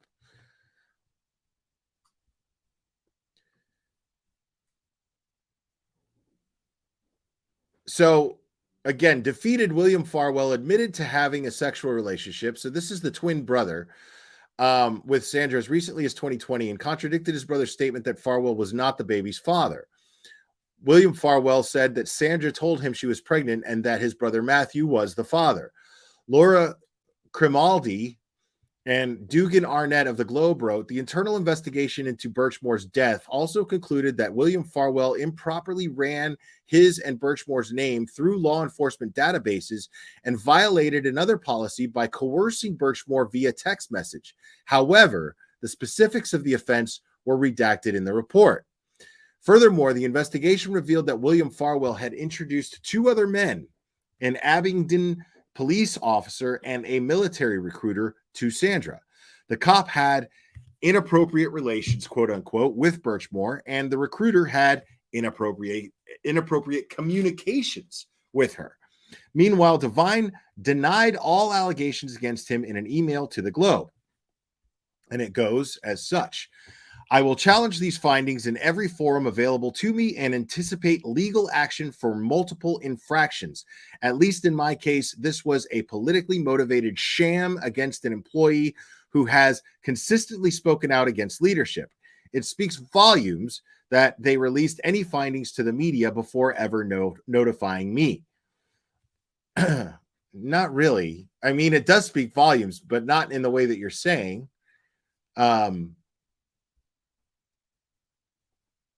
if they notified you before they release this information to the press, well, then that could be argued that they tried to blackmail you. If this person just decides, you know what, fuck this person and this person's dead wrong and whatever they're trying to do, I'm going to release all of this information to the press. This person's going down because I can't count on their superiors to actually do it. So I'm going to take the initiative and release this shit to the press. So Devine was a deputy chief demoted to the rank of officer in 2016 after a months-long affair with an Easton woman. According to the Enterprise, he was put on paid administrative leave on July 10th, 2016 by then police chief Paul Shastany after town officials received a report about an internal affairs investigation. He earned approximately $80,000 during his leave. Devine joined SPD in 1999 and resigned on August 16, 2022. He is also a lawyer and wrote a letter to the new police chief, Donna McNamara, criticizing the internal investigation that started after Sandra's death. The Globe revealed that Devine had previous inappropriate contact with a female high school student he supervised at an after-school program in the early 2000s. Investigators interviewed her in the internal investigation. Now an adult, she told them that on that day, Devine took her to an office and closed the door. He lifted her onto a desk, told her she was a knockout, and planned to take her on a date when she turned 18. However, the woman stressed there was never any sexual contact. The woman stressed that there was never any sexual contact between the two, but she believed Devine was grooming her. Last year, Stoughton Police Chief Donna McNamara held a press conference and said she planned to ask the state's new Peace Officer Standards and Training, POST, Commission to decertify the Farwell brothers and Devine as police officers. Decertification would ensure that they never work as law enforcement officers ever again. McNamara apologized and said Sandra was failed so consistently throughout her life by 3 members of Stoughton Police Department. William Farrell resigned from his position with SPD on April 1st, 2022, April Fools. That same day, he started a new career as an explosive specialist with the Transportation Security Administration at Baltimore Washington International Airport. Devine and Farwell have also resigned. It may not come as a surprise that SPD is no stranger to scandal. In one instance, a police chief was accused of trying to run down a lieutenant in the town hall parking lot. Another involved an officer and illicit photos he took of him and mistress that he showed fellow officers and their wives. Numerous civil lawsuits have been filed against the department, and in December 2022, Sandra's estate filed a wrongful death suit against Devine and the Farwell brothers. After her death, another aunt, Darlene Smith, was appointed to represent her estate. 14-page complaint filed in Norfolk Superior Court alleges that all 3 men sexually assaulted Sandra after she enrolled in the Explorers program at 13. The suit also accuses SPD of negligence in hiring and supervising Devine and the Farwell brothers. The complaint further states the department hired the Farwell brothers despite police force members knowing that as teenagers, the twins had impersonated officers and pulled over vehicles. What? There were red flags with these long before Birchmore, with these 3 long before Birchmore came along. SPD is a disgrace. Again, a very opinionated blog, but just keep that in mind.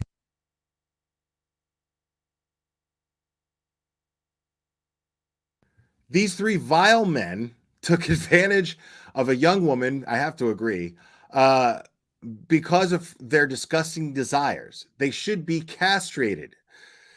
That would give a little bit of justice. Again, a very opinionated blog, people. I don't believe for a second that Sandra killed herself. She was found in a seated position. If she had tried to kill herself using this method, she would have gone into a fight or flight mode, and it would have been tough to resist getting up and untying the scarf. This was how Robin Williams allegedly killed himself, and I've never bought that either.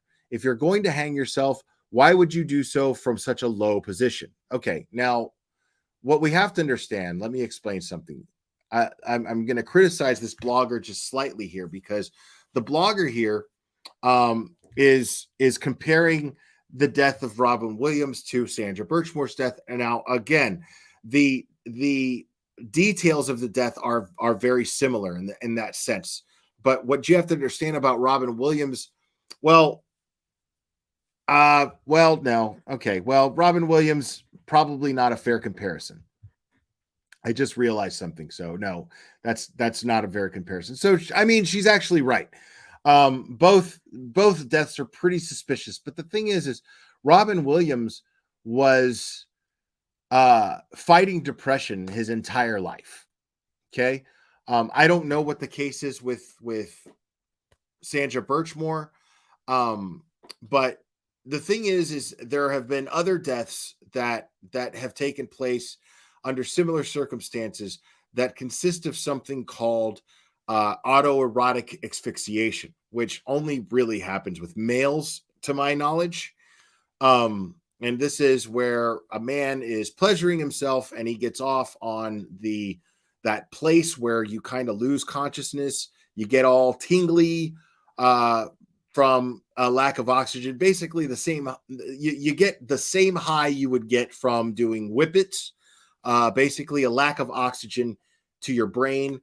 And so what happens is there's some people get off on this, no kink shaming here, but make no mistake, it's extremely dangerous. And I definitely do not recommend it. But autoerotic asphyxiation takes place. Yes, Cherry says women do it too. And I don't know how many deaths have taken place, but from what I understand, I know that Michael Hutchinson from In Excess, he died of autoerotic asphyxiation gone wrong.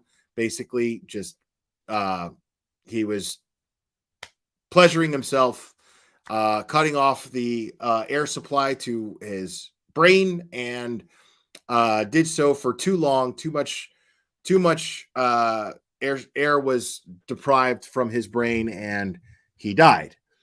Now, I don't know if that's what happened with Robin Williams. I don't think that's what happened with Robin Williams. I think it was just suicide because he was clinically depressed for a very long time.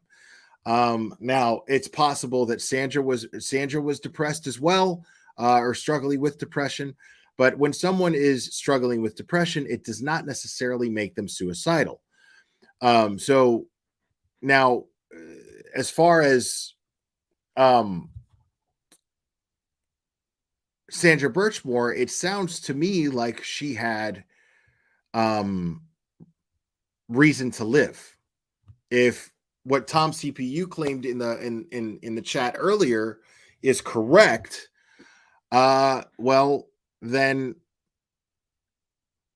I mean, if Tom CPU claims what he claimed is correct, where there's a 0% statistic of pregnant women committing suicide, I don't know if that's true. I don't know exactly how accurate that is, but I would imagine that it's pretty low, to say the least. So, and it doesn't make sense that she would go out and clean the snow off of her car. And there seems to be more reason to think that she was actually murdered based on the motive that had taken place. Seems like there would actually be more reason to think that she was murdered than there being a suicide.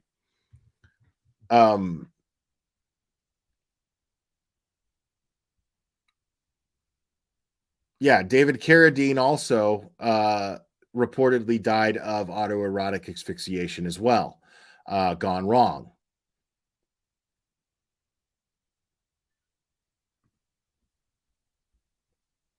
Okay, now I haven't gotten into the documents yet, Cherry.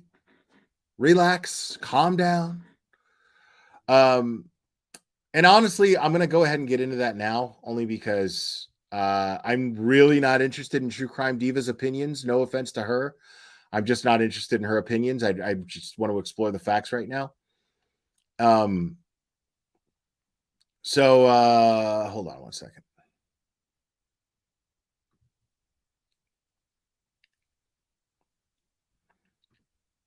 There we go.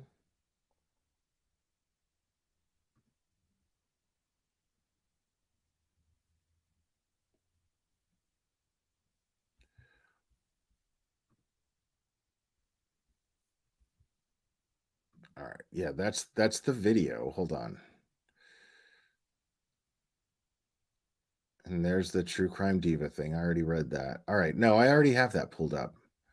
All right. I got it. So here's the internal affairs investigation, which I'm going to take with a grain of salt here.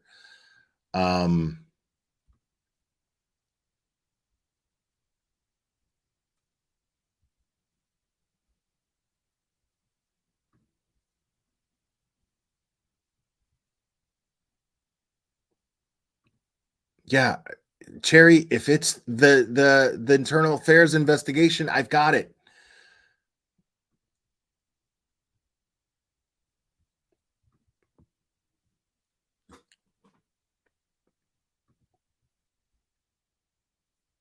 Yeah, I've already got the internal affairs investigation. Thank you.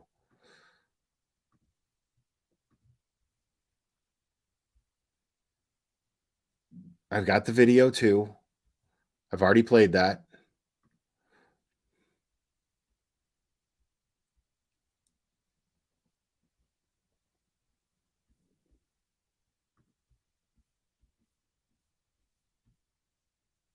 Yes, I see the 60 pages. Okay, I got it.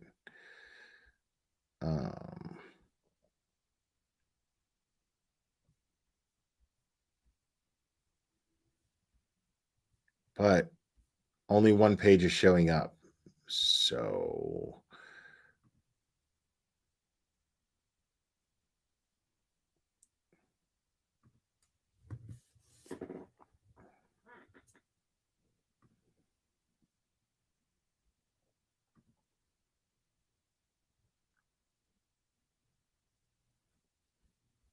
nope, that's not going to work.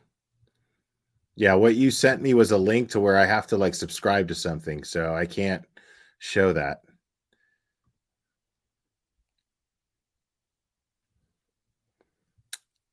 Yeah, I got it, Cherry, but it's not working. So I can't do nothing about that. Can't do it.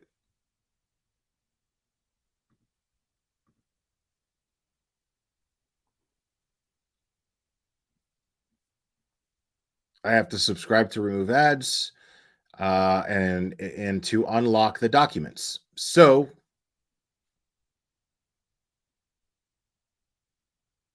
or I have to just wait for the ads. Basically. Okay. So I got to wait for the ads. That's fine. All right.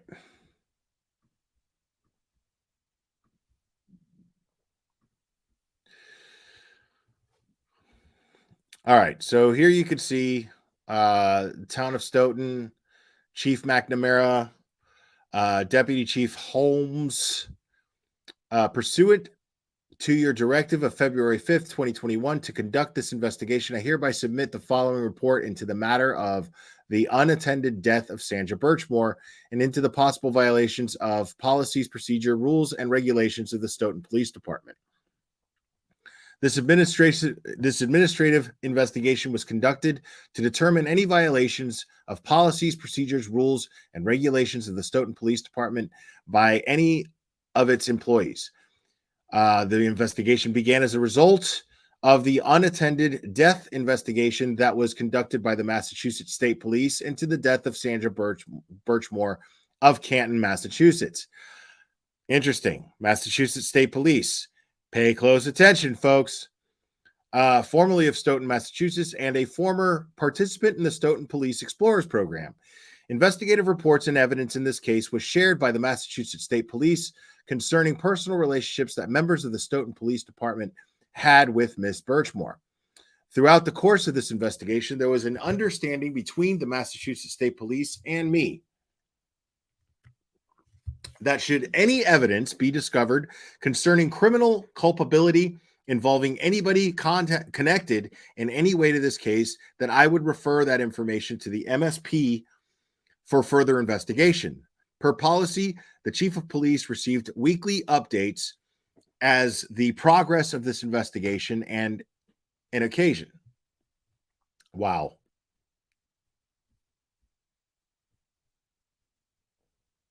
It's really annoying. So, yeah, see, this is what I'm going to have to put up with, and I really don't want to.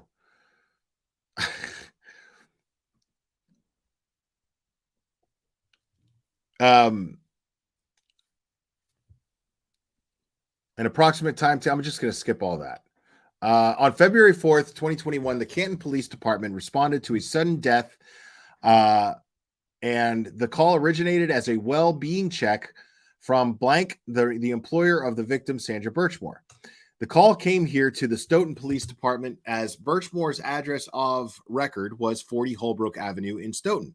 Further communication directed that the Canton Police did that the Canton Police do the well-being check at 3307 Windsor Woods Way, as Birchmore had moved there. Reportedly, Birchmore had not reported to work in several days. You gotta wait to skip this ad here. Sorry.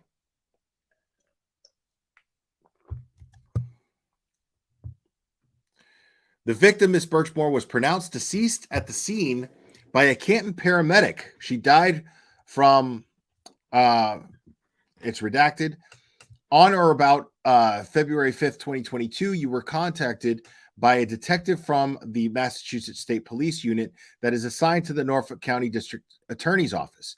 The nature of the call was to notify you that a former member of the Stoughton Police Explorers program now terminated as of 2016 of this department, had blank. The trooper related that the former police explorer and victim, Sandra Birchmore, had been in a sexual relationship with Detective Matthew Farwell for an extended period of time. He indicated that on that day, Miss Birchmore,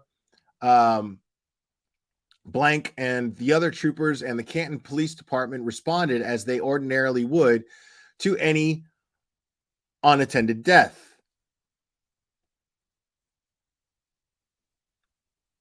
So why are these investigators redacted from this? I don't want fucking redacted version of this. Because the people who are in charge of this investigation are who I want to focus on. The MSP had been contacted by friends and family of the victims, Miss Birchmore, alerting the detective unit to the relationship between Matthew Farwell and Birchmore. See also exhibits, blah, blah, blah.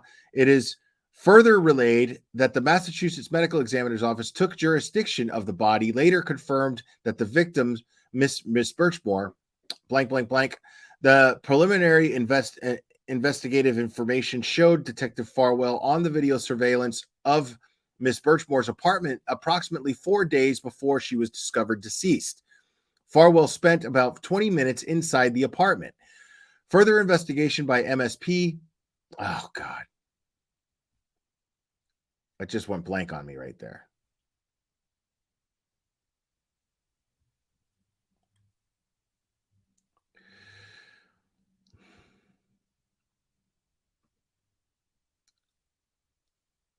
See,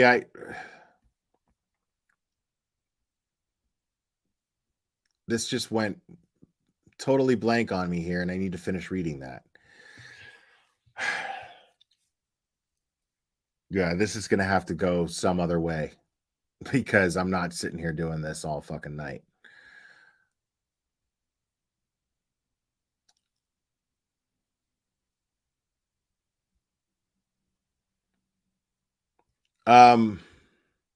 The substance of the conversation shows that Farwell corroborates this action The investigation, I don't know what action that is because of these stupid fucking ads. The investigation by the Massachusetts State Police did not yield sufficient probable cause with which to charge Matthew Farwell with a crime at that time.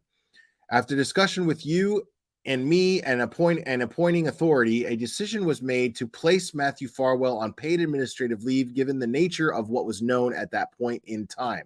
So basically, they put him on his administrative leave, but they did not they put him on administrative leave, but they didn't fire him. And they didn't charge him with the murder because all they had was him admitting that there was a sexual relationship. So it was inappropriate, to say the least. So there was just inappropriate conduct taking place that they could prove, which Scott McGinnis, I'm with you, man. It's absolutely ridiculous because he's absolutely the prime suspect. Now, again, he's innocent until proven guilty, right? So you can't just punish someone based on being a suspect. You have to prove that they are responsible for this crime.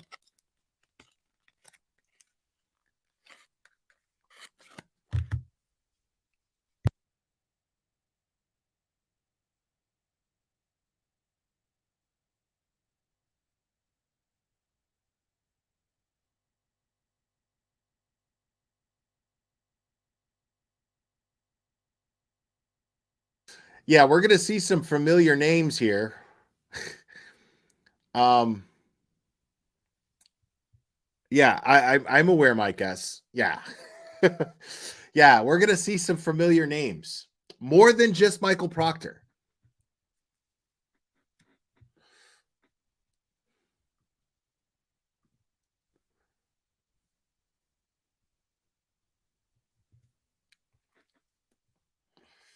So I think I'm only going to have some screenshots of this document, the 60-page document, and it just came through. So let me. Now, I don't know in what order they're in. She resent them, but they're not in any order. So which is just fucking fantastic. Oh my God.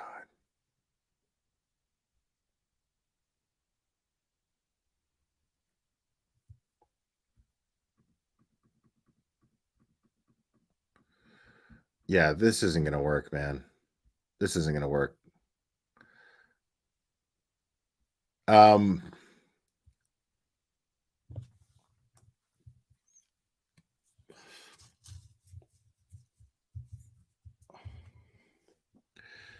The victim, Miss Birchmore, was pronounced deceased at the scene by a Canton paramedic.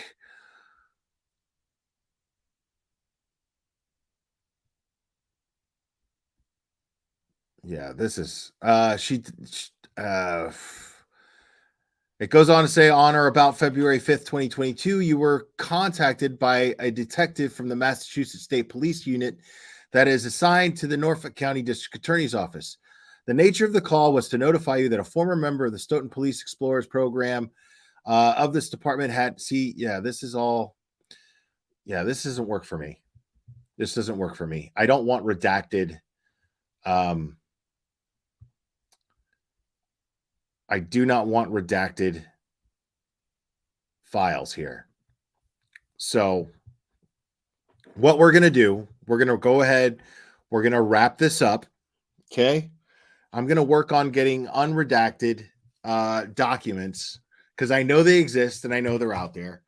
But I'm going to go ahead and we're going to pick this up another day. At least we have an introduction as to what happened here. But make no mistake that the purpose of this is going to be to explore what I believe to absolutely be corruption in the Norfolk County DA's office, trickling down into the Massachusetts State Police, or at least certain members of the Massachusetts State Police, and definitely certain members of the Norfolk County District Attorney's Office. So now we've been going for 2 hours, and there is the Canton Select Board meeting that's going on over at LTL's channel. So I'm going to go ahead and redirect you guys to go over there if that's something that interests you. I think it's important. Again, as far as the John O'Keefe case, as far as the Turtle Boy case, these things are very important in the sense that the people of Massachusetts, and specifically the people of Norfolk County and the town of Canton, these select board meetings are important to watch, because we see that Chris Albert, the owner of D&E Pizza, is and I believe he's the brother of Brian Albert. He sits on the select board, and this is a very important detail to keep in mind when exploring this. And yes, thank you, Cherry. I appreciate it. This is not Cherry's fault that Cherry, this is what she could what she could get me on short notice. And I appreciate you, Cherry, for that. But this is I need the unredacted statements. Cherry is in Ireland, so it's very limited what she can actually obtain here in this country, files that she can obtain. And she has done an excellent job trying to collect this stuff, but this is not going to be able to work for me for today's stream. I need the unredacted stuff. So we're going to get a hold of those. We just need a little bit more time. But yeah. The Canton Select Board meeting is going to be important, because at some point now it's been brought to my attention that a timer has been purchased by the Select Board in order to keep the people's comments down to 3 minutes, because everybody gets 3 minutes to speak their mind at the Select Board meetings. And it's important that they speak their mind at the Select Board meetings. But the issue being, now they're like, well, we want to limit that as much as possible. So we're going to go ahead and we're going to we're going to get a timer that dings and cuts people off, kind of like an Oscars music that tells you to wrap it up, B, which I think is totally disrespectful, seeing as it's the people of Canton that should be heard in these things. So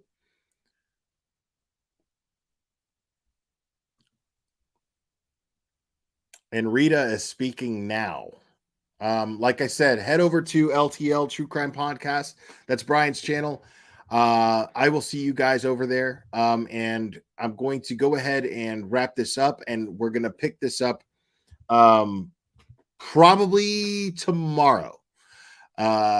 That's what I'm aiming for. Is tomorrow we'll dive a little bit deeper into the Sandra Birchmore case.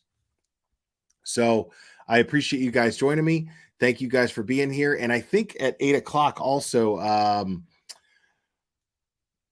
Attorney Melanie Little will be live discussing the Karen Reed, John O'Keefe case. And I'm really enjoying her coverage of exploring the details of this case and this investigation. I'm really enjoying her covering this. So I'm going to be back and forth there. So anyways, guys, I love you guys very much, and we will do this again very soon, my friends.